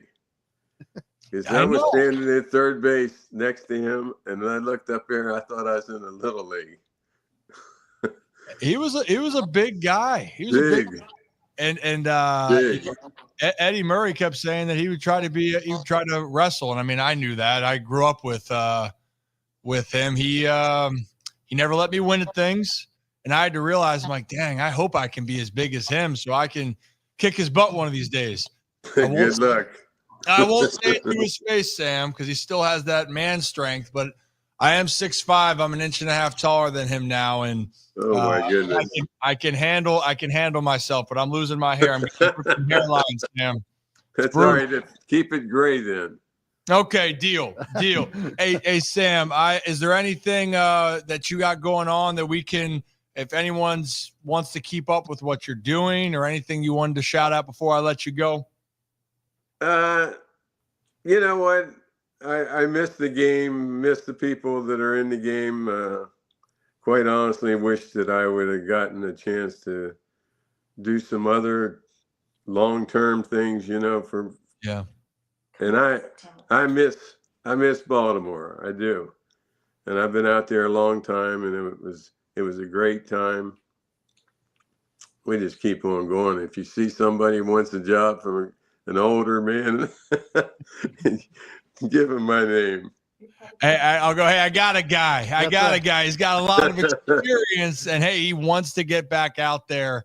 And Sam, Baltimore always has love and admiration for your time here. I do, and that's why I'm so happy I got to catch up with you. But hope to talk to you again soon.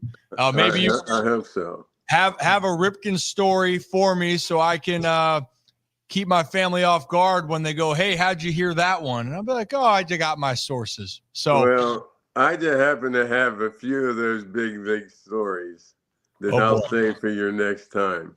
Perfect. Well, Sam, appreciate you, and hope you have a great rest of your day, and look forward to talking to you soon. Okay. You all too. I appreciate it. Sam Perlozzo, everybody. It's always cool looking back, and the brotherhood or the fraternity when they talk about in baseball, it's real.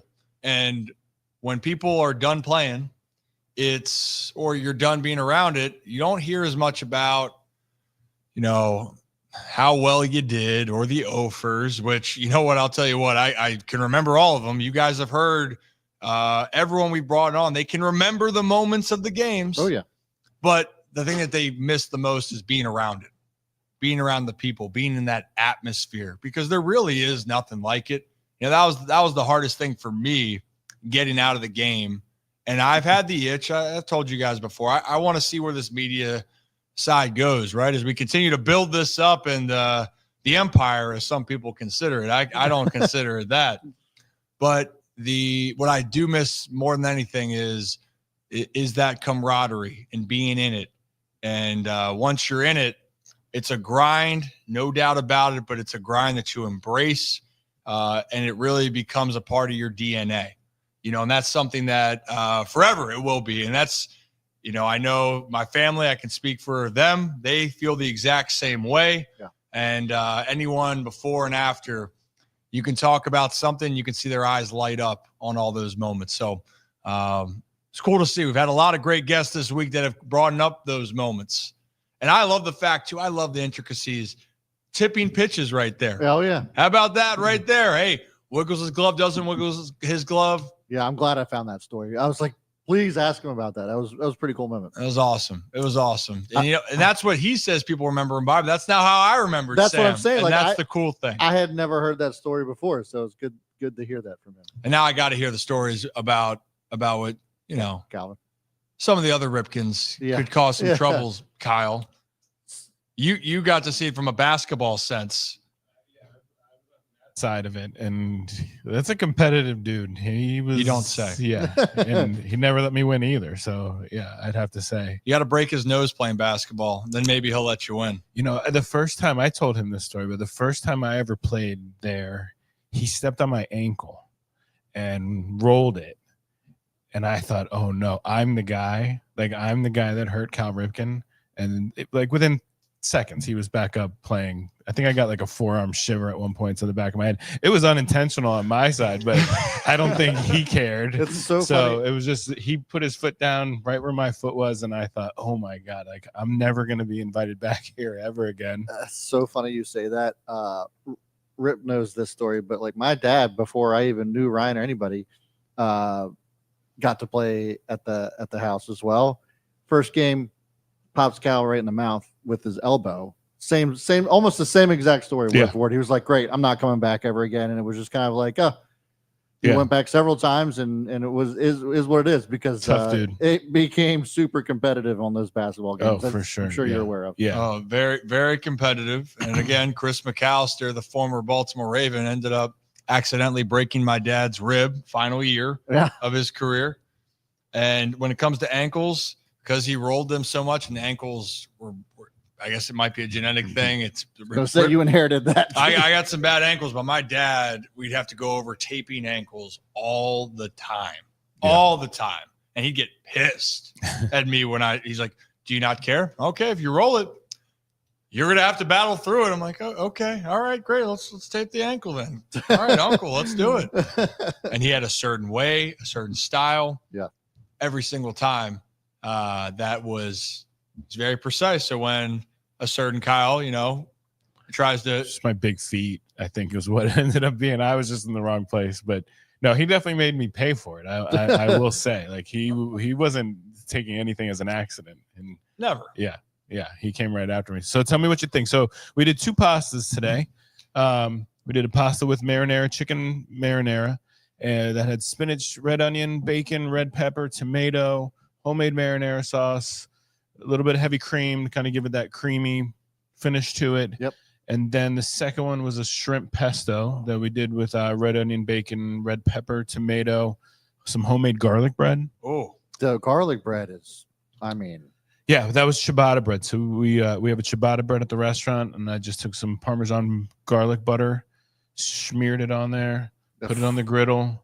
So good. Gave it a couple of seconds on each side. That might have been my favorite part about the dish. 8-10 minutes. Yeah, you can't beat garlic bread. What do you think, Zach? Oh my God. Well, one, shrimp is absolutely incredible. I don't want to give Ryan too much credit for the first one because that was also really good, but can't grow his ego. These are incredible. Yes. Yeah.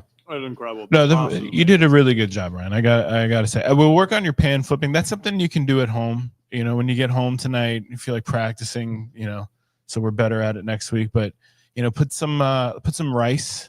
Always a good thing. Put some rice, like some uncooked rice in a pan, and just work on flipping Just want to kind of get the arm action moving. It's all in the wrist. Well, and that's something Ollie could have then, because rice, and rice is good for dogs' stomachs. Hey, speaking of Ollie, Mr. Puppy, get away from there. Thank you, buddy. Any truth to the rumor that Ollie was drunk after last week's show? I think he might have been. That might have caused the incident around the corner here. There was an incident. Yeah, there was an incident. Luckily, no footage of that incident. But yeah, Ollie. You were very casual explaining that too, by the way. Well, I mean, you didn't see the panic when I first saw it as to what actually You didn't want to embarrass him. No.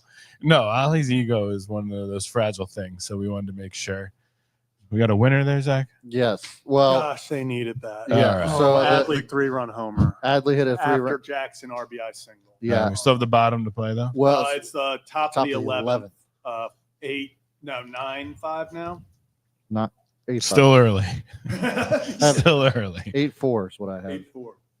8-4. Yeah. So the O's in the 10th inning, we're still trying to find ways to lose this game. It ended up being, it was 4-3, came back and tied up 4-4. This looks like something that could potentially be out of reach for the Brewers.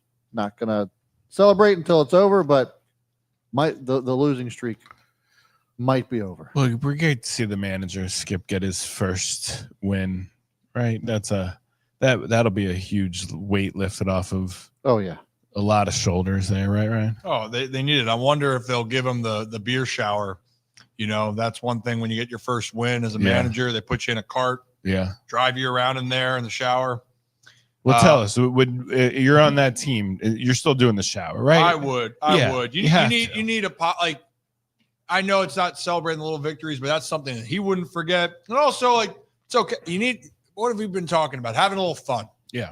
Have a little fun here. Just like we're going to have some fun when Kevin, I hope Kevin ate his whole dish, because Zach, you got to eat your dish. I got to eat my second. Because we're going to have to figure out, we're going to have some fun. And who's really going to have some fun here? Kevin knocked out two bowls of marinara. Kevin. Well, he couldn't take the pesto. So the marinara was really good. I had an extra. That might have been my favorite. An extra bowl for him. Now, if you really want to see Kevin work, we can give him that extra bowl of pesto then and see what happens. And go. Well, Mike Tirico, I think he didn't during the Derby. He had an allergic reaction. I think he's got a nut allergy also. Really? Yeah, I think, Kevin, that May is, if I read it correctly, Food Allergy Awareness Month. Oh my God, so happy Food Allergy I think Awareness he Month, said Kevin. something like 10 or 15% of the population has some kind of food allergy. Tree nuts being one of the not a low major number. ones. No, and we take it seriously. We kind of make a joke because we'll be here to help Kevin resuscitate him. But no, it's a serious thing, especially in the restaurant business that you're always paying attention to. There's plenty of nut allergies, and there's shellfish is a big one. So we always try to keep our cross contamination to a minimum. If we know somebody has allergies, we take care of that as best we can as well. And we do have a lot of different things that kind of go on in a kitchen, so you always got to be wary of cross contamination. But it's a thing that we always are paying attention to. Yeah. Mm-hmm. This bread's good. I'm telling you, bro, the garlic bread is phenomenal. Garlic bread's unbelievable. Yeah. Is the bread on the menu? Yeah, it needs to be. We do a garlic parm naan. So I don't know if you've ever had naan bread before. Oh yeah. But we throw the naan in there. But yeah, Is it like that? Probably. Yeah. Same taste, same flavor. It's one of those things I feel really bad because the pasta was so good, but Yeah. like that garlic bread, like what I'm you saying. can't miss on garlic bread. And I was No. like, literally, I was eating the garlic bread. And I was like, I wish I had like 15. That's what I'm saying. I was like, I could eat 50 more of these. Yeah. Well, I try to do dishes that aren't going to be something that you'd want to bother with making at home. And that's the whole thing with the restaurant world is, how do you make things that people don't want to make at home so that it draws them into the restaurant? Grilled cheese is easy, right? But do you want to really kind of clean up and, prep up? And same thing with this. There's a lot of prep in that dish, right? Between the onions and the tomatoes and the peppers and the bacon. And, you got to have all that ready to go. So that's the restaurant. I as you say that, the first thing that came to mind for me was like buffalo wings, because it's very, very tedious to make, especially if you're making them straight from the wing itself. I mean, probably why they're so popular, because trying to make Buffalo wings at home, not the same, not even remotely. No, fried. You know, it's funny. When I left here last week, we did the birria last week, which was great. It was really, really good. And I got home and I was like, you know what? You guys ate it. I was hungry. I was looking at that and I was like, I'm going to make this when I get home. It's such a pain in the ass to do that. It really is. You're sitting there trying to, between your burners and that's why you go out to eat. Fried chicken, same way. You know, it's like, do you really want to fry up some chicken at home and worry about the mess and the cleanup and the prep on that? No, go to the restaurant. That's you do. That's why you do it. Hey, come here. We'll make it. Yeah. You sit down.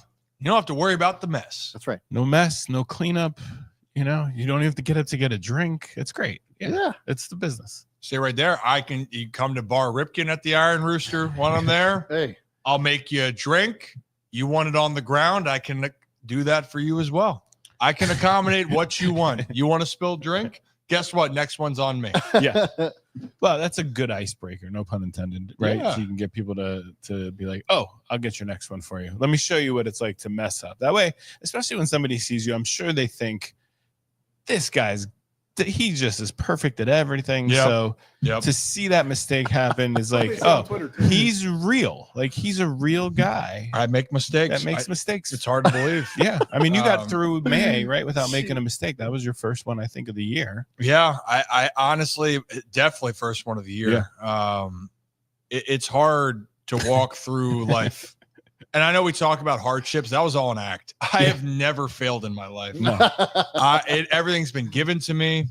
I will say, just ask everybody on Twitter. Yeah. It is super fun right now looking at the screen, and with Ryan's got the towel over, it looks like we're doing like a post-game press conference with a chef, and he's like, the spilled drink early on, we had to bounce back. You can't go that early on. Should I get the gloves back? Yeah, it's like, it was a tough one out there. The dinner rush was definitely difficult, but we put our head down and we just one thing at a time. It's funny, Zach. When I was working full time in the restaurants, at the end of the shift, there's no applause. Like, you get done working and you want people to like give you you want to come out in the dining room. People are standing there like giving you this big, huge applause. And there's none of that. And I used to always imagine you walk out in this whole group, this whole dining room's like, bravo, bravo. Meanwhile, it's like, no, we need you to help clean up, please. Like, can you please come back? So I can imagine having a press conference afterwards. Tell me about that pasta, Ryan, and that in the third. Oh, maybe that's what we do next time. I will go to the Iron Rooster. We'll go there. Yeah. And we're gonna sit down. Can I wear a hairnet too? Like, can I have the full thing? And they're like, Ryan, if you got a minute, you come off here. Yeah, we can do those super annoying Sunday night baseball in-game interviews where you're clearly doing something, and they're like, so tell me about your childhood as you're running around. Well, everybody's got the phone now, right? So they can put it up to your so they can get the audio. Yeah, get the audio. And we can do both ways. Like, if I had a really good day coming off the griddle, or whatnot, and it'd be like, oh, hey, what a day. Chicken was frying fast today. Chicken was frying fast today, so we had to adjust. Yeah. And there was a moment there. I'm like, am I going to be able to flip this pancake? I don't know, Jim, but I did. And I credits all to the ones that placed the order. If they don't order it, I don't make it.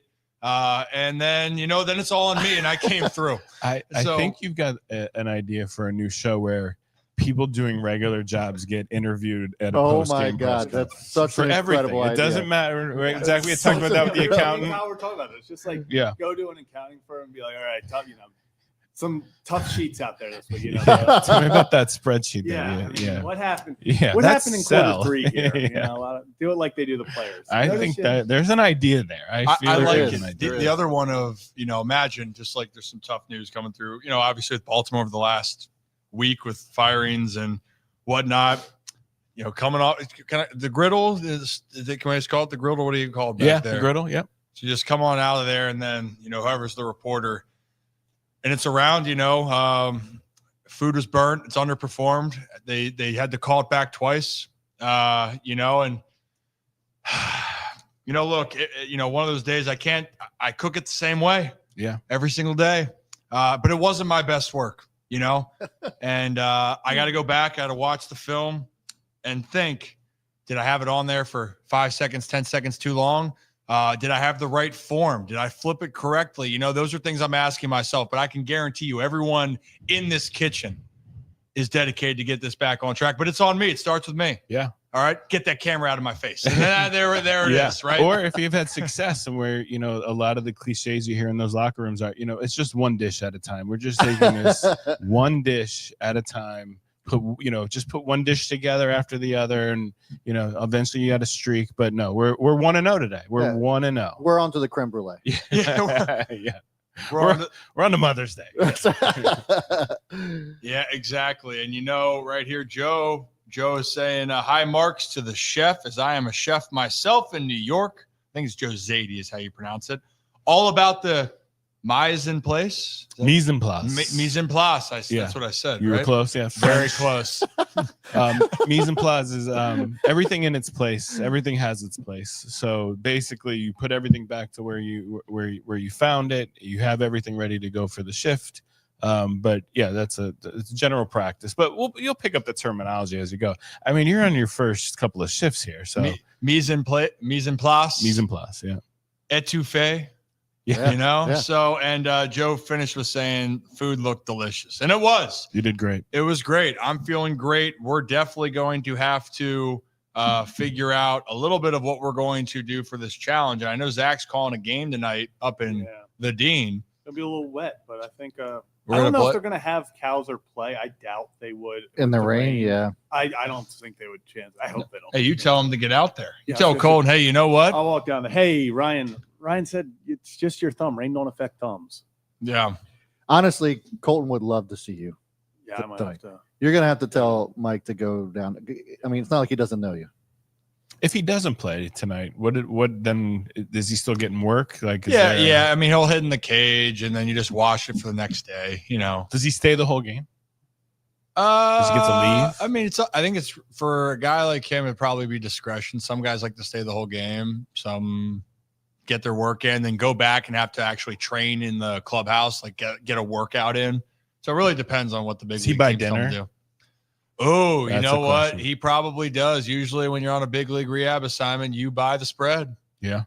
You buy the spread. Colton Cowser is a big leaguer. Now, is that every time? Like, what are we? I mean, it's like good courtesy. Every night. But some guys, you know, if you've been in the league for a while, apparently like Max Scherzer bought people like headphones. Or something like that. Yeah. AirPods. You were like, damn, that's nice, you know, but another guy that's not going to be able to buy 35, 40 packs of headphones, they might buy a $300 spread. Well, I saw that. Did you see that stat with Scherzer and who he's being paid by? Yeah. It's like 5 different teams are paying Max Scherzer at this point. Yeah. With all these deferrals and everything, it's going to get to the point where towards the end of guys' careers, it's going to, like, people forget that the Orioles are still paying Bobby Bonilla. Yeah. Damn right. And Chris Davis. Yeah, like there are going to be guys who are getting checks from multiple teams every year. It's a lot of AirPods. A lot of AirPods. Hey, Orioles officially won the game. nice. It's over. It's over. It was the pasta, Ali. It was the pasta. Now Kyle's got to come in here every show. Well, if it's a streak, it's a streak. So we're going to have to continue. Yeah. So what's that mean for this fitness challenge, though? So we didn't do – I think we have to keep the other options. So jumping jacks for 2 minutes, squats with the weight vest, or, a wall sit could be a good one, but we have to change the camera angle for a wall sit. Minute and 20 for Kevin. He said he could do 2 minutes. 2-minute wall sit. I'm gonna retitle the stream Orioles post game. You're not gonna do this. Is it possible Kevin's one of the strongest people that we know? Because the last time he was here with me, he did, was it push-ups, right, Kevin? I mean, and he did way more than I think we ever gave him credit for. So is it possible that we're gonna just the strongest guy ever? I think it's gonna be one of those things where like Kevin slowly, as he keeps doing these challenges, like we're not gonna notice Kevin slowly evolving. And like one day Kevin's gonna like come in here and like bench 315 and everyone's gonna be like, wait, what the hell? And he's gonna be like, yeah, it's all those push-ups you guys made me do throughout like he's just jacked. Yeah. Yeah. So, I mean, And I thought your knees were going to give out like 50 times. All right. So mountain climbers, 2-minute jumping jacks, or wall sit. Those should be the 3 options. That's what you want me to put on there? Yeah. Why not? So how are we doing this? Do you want to shoot for it, guys, fellas? Oh, boy. That was tough. Zach had a very poor showing. No offense to you, Kevin. You were Vegas's odds too. Is that your shot? No, that's not my shot. Oh, he got nervous there. Vegas's odds were that Kevin was going to have to lose. But anyway, we will talk a little bit more about the Orioles here, and also Joe Zadie, I think it is. And this has been happening recently. It's been happening a lot. I was like, what ask your bro about 33 innings. So my dad played 33 innings. Joe, that's my father. I know I'm getting called. I don't know if that's a good thing anymore. I was just about to say. Well, for your dad, maybe he makes him seem younger. I know, but then I also, it's like, well, do I throw my dad under the bus? Be like, hey, dude's almost 65 here. You know, hey, there's a way bigger gap. No, don't throw him under. Oh wait, you just did. Yeah, I already did. He's fine. Hey, Calvin, you're about to be 65. You look great. But we're not brothers. I got more hair for now. I do want to do the breakdown with Walker Buehler in a second, but do you guys want to shoot for it real quickly? Are we doing that? We got to decide, do you want to do the contest to see how many shots you can make in the 30 seconds, or do you want to just do shot from a certain distance? I say quicker shot from a certain distance. We each get 4 shots. Whoever can make the most. Zach, since you lost last time, you get to pick where you want to shoot from. Kevin, go hold Zach's balls for him, please. The basketballs. The deflated balls. And we will get into it. And the Orioles are victorious today, guys. We'll get the end of this. And people were wondering, this is kind of like a part of the Kevin and Zach Reacts because these guys react after every game. Yeah. Ollie is ready to rock and roll with the group. Let's do it. 1 for 1. 2 for 2. Wow. Somebody really doesn't want to. Oh. He did. Well, it had to be better than it was last time. All right. 2 for 4. Kevin? Shooting 50%. Mr. Puppy. Family-friendly show. Come here. That is our studio pup. Ollie every time, man. Ollie. Every time you pick up a ball. Kevin, you okay? I wrap Kevin in bacon before he comes in. Yeah, So that's probably a big reason why. Ollie, come here. Come. Place. Oh, God. All right, Kev. Sit, Ollie. Sit. Stay. Ollie, come here. Kevin, he was here for like 4 hours earlier today. Sweating. Ollie, come here. Come. Oh, no. 0 for 1. Oh, he's got to make both. Oh, Ollie. That's it. Ollie. That's it. Ollie. Doesn't matter. Give yourself some hope if Ryan can miss it. Oh, he got one. All right, I'm heading over here. And this is also brought to you by our friends over at Merrick Clubs as we continue to try to work on our fitness here at the Ryan Ripken Show. Here we go. So I got to make 1. That's all you got to do. Bring a shooting coach in next week. I mean, I'm telling you. Or get like a layman to help with all these bricks. Hey. What? You're gonna sit. We got some people rolling in to react to the O's winning. A lot of happy O's fans out there. A lot of happy O's fans out there. The streak is over finally. And we are now shooting to see who has to go through the most pain. Be sure to vote on the poll. Oh, that's it. Kevin now has to suffer. Who gets second? You gotta shoot one more to see who gets second. Doesn't matter. You lost. That's not how this works. Maybe for the podium. Maybe he was hoping if there was a podium. Yeah. Yeah. It's like that's not how this works. The That's silver not how medal. any goes. of this works.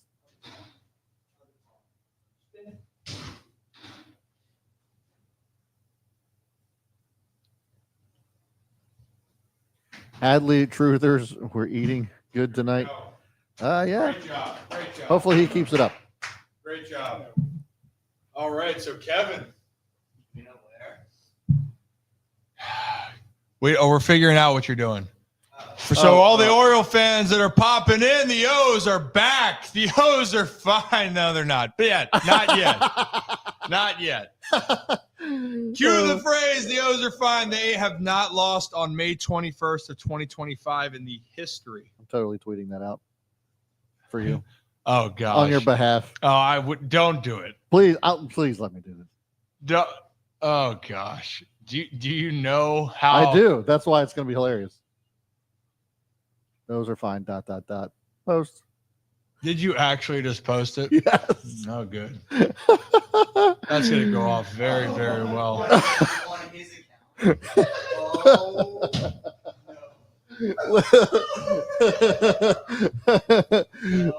Hey, win or lose everything. Listen, I'll comment on take credit for it. No, I'm not. I mean, hey, the Orioles are 1-0 today. They're so back. They're undefeated. We're back, baby. That's all that matters. Hey, you know what? Actually, I was going to say this. I won't say everything that Seti. I talked to Seti a little bit last night, and just one of the things that he said he won't care about share. He said just start with one win. That's what he said last night. So old saying, waterfall starts with one drop of water. That's right. So they got their one win, and we'll see what happens from here. 17-game win streak. Let's get ahead of ourselves. Hell here. yeah. Hell yeah. No, but in all seriousness, you got to start with one. And when things are going bad, you got to try to make light of it. So I actually like the fact you're like, hey, the O's are fine. Hey, change it up. Make someone smile. Make someone. That's what I'm saying. At the end of the day, you gotta get out of your own head. Yeah. And actually, on Kevin and Zach React, which if you guys aren't a member over there, I did become a member on the channel for those calling in. So you should become a member too. It's truly about trying to change something up. So I told the story last night on Kevin and Zach. When I was in Memphis, we were playing the Memphis Redbirds, the St. Louis's AAA team, and I was going through it. I was playing terribly. I wasn't playing often. I was banged up, and I was frustrated. I was mad. And I was so mad. After the game, I decided that I'm just going to stay in the clubhouse. I'm just going to stay in the clubhouse, and I'm just sitting in my sliders, just staring at my locker. And all of a sudden, I just get down and start doing push-ups. And then all of a sudden, I'm like, well, all right, I need something else with these push-ups. So I had a road bottle of tequila. Oh. And I would do 25 push-ups or so, take a shot, and I would sit there and I was so mad and I was thinking about what had been going wrong. And then it turned into a determination to try to get these push-ups done. And then also I was thinking like, man, all right, I love my tequila, but is this really a good idea? But point being, I woke up the next day feeling a little bit sore from how many I did. I think I ended up doing like 200 some after playing a game that night. And I was like, gosh, I do not feel the best. But you know what I wasn't thinking of? The fact that we had been losing all these games and that I was in the midst of like a 1 for 30. Right? And so that was maybe not the best case to do it. That night, then I had a home run. It was the only home run I hit in AAA that year. And I sat there. I'm like, damn, I don't think I'm going to go back to the well and do that again. Some people are like, hey, superstition, let's do that again. I'm like, probably going to stay away from 8 or 9. Never know. Never know. Yeah, I'm going to wonder, should I have done it differently? But that's what this team and everyone, you have to figure out, how do you get out of your head? Clint Hurdle said, you got to learn how to show up fresh each day. But he's talking about mentally. It's not the physical part right now. The guys are struggling mentally, and then the physical, the results are what we're seeing on the field. But hey, the Orioles are 1-0 today. The O's are fine. The comments are already rolling in today. It's so funny. The comments are very mixed. There's people that get the joke, and then there's people that are very pissed about the joke. Which is hilarious. Yeah, that's what it's all about. It's so funny. We have fun too, Kevin. You want to trigger people on Twitter? Just tell them the O's are fine. Yeah. Sports, man. Sports.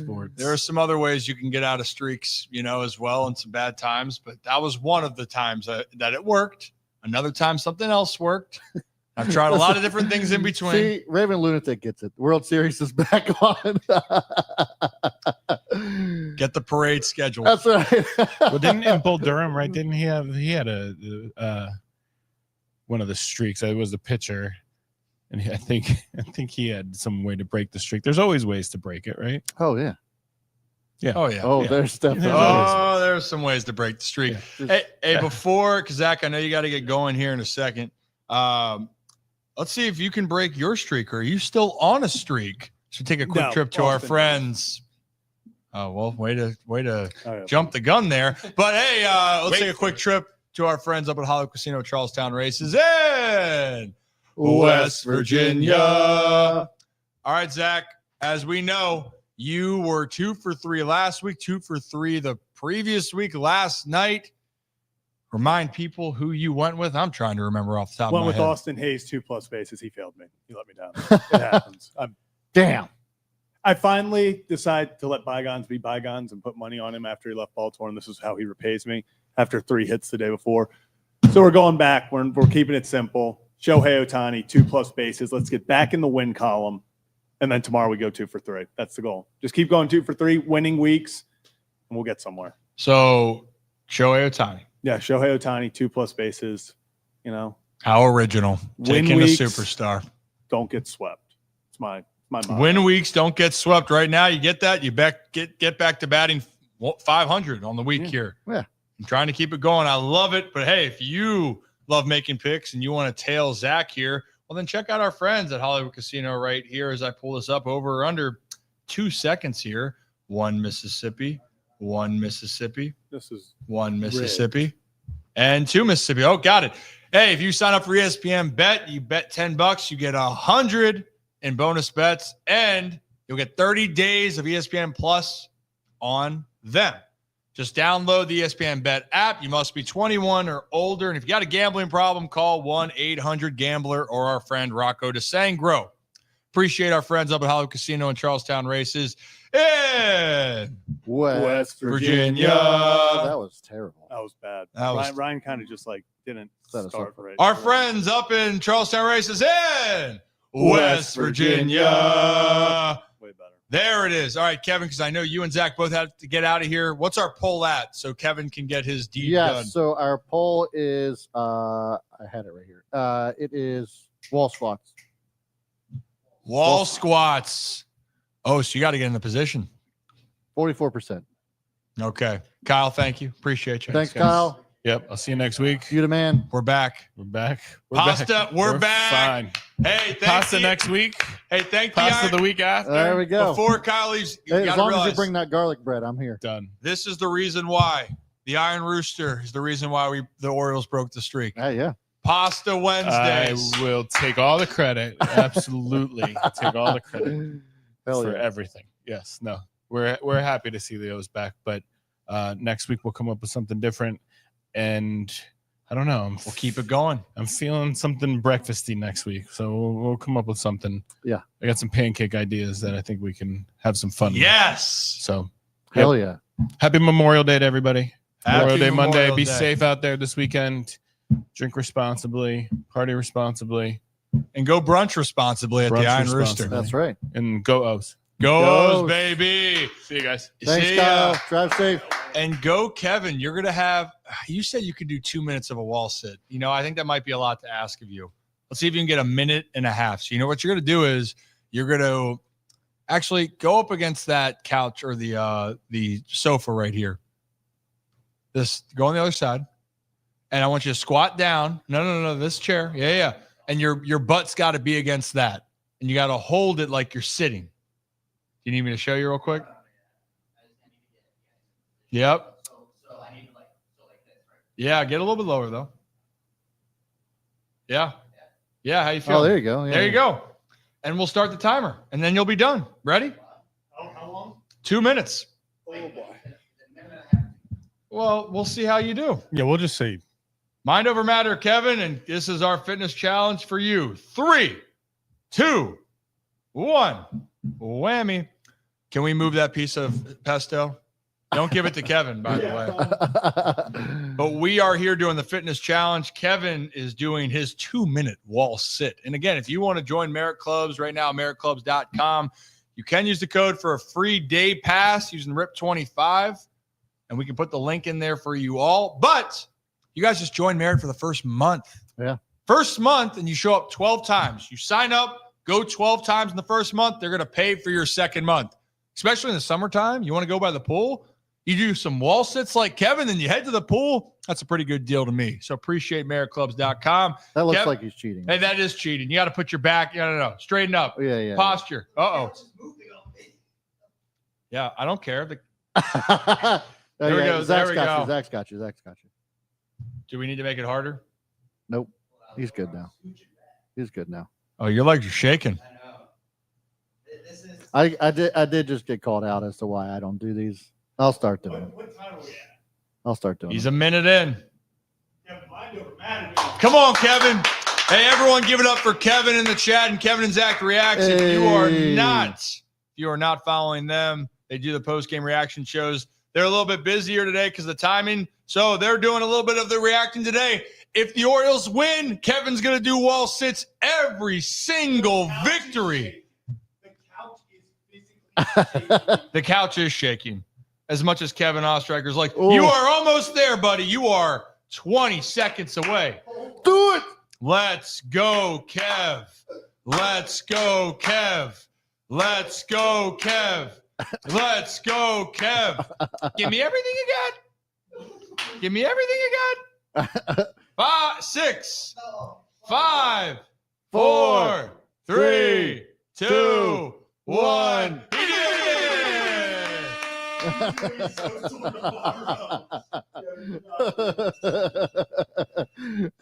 Kevin, I'm proud of you, man. And Hold on. Steven says this is the weirdest KZR ever. I beg to. Have you been here for 5 minutes? Because that is not the weirdest. Oh goodness. I think honestly, all the raw potato eating, all that stuff. That this is not the weirdest. Hey, you know what? I think that's a good way, unfortunately, to end. I gotta handle another call in here in a moment, actually, for the radio. For the radio, man. It's always working and moving and grooving and dealing. Yeah. I wanted to get to the breakdown for Walker Buehler. Maybe I got to push that to tomorrow. Maybe I can come back and do it for the fans when I'm done here over as our members for Holy Shirts and Pants. Why don't I do that? Holy Shirts and Pants. I'll break down the Walker Buehler situation right after this. Yep. But guys, we appreciate each and every one of you. We appreciate Buck Showalter joining us today. Sam Perlozzo, old Orioles manager. And then, yes, as always, our friends at the Iron Rooster and Kyle, Cooking with Kyle every Wednesday. And the birds are back, ladies and gentlemen. Those are fine. The O's are fine today, tomorrow, and we'll see about that. All right. We appreciate each and every one of you. Have a day, have a night, have a great stinking Wednesday. The birds are back. Kevin, great job on the fitness challenge. And we'll be back for a brand new show tomorrow. See you soon.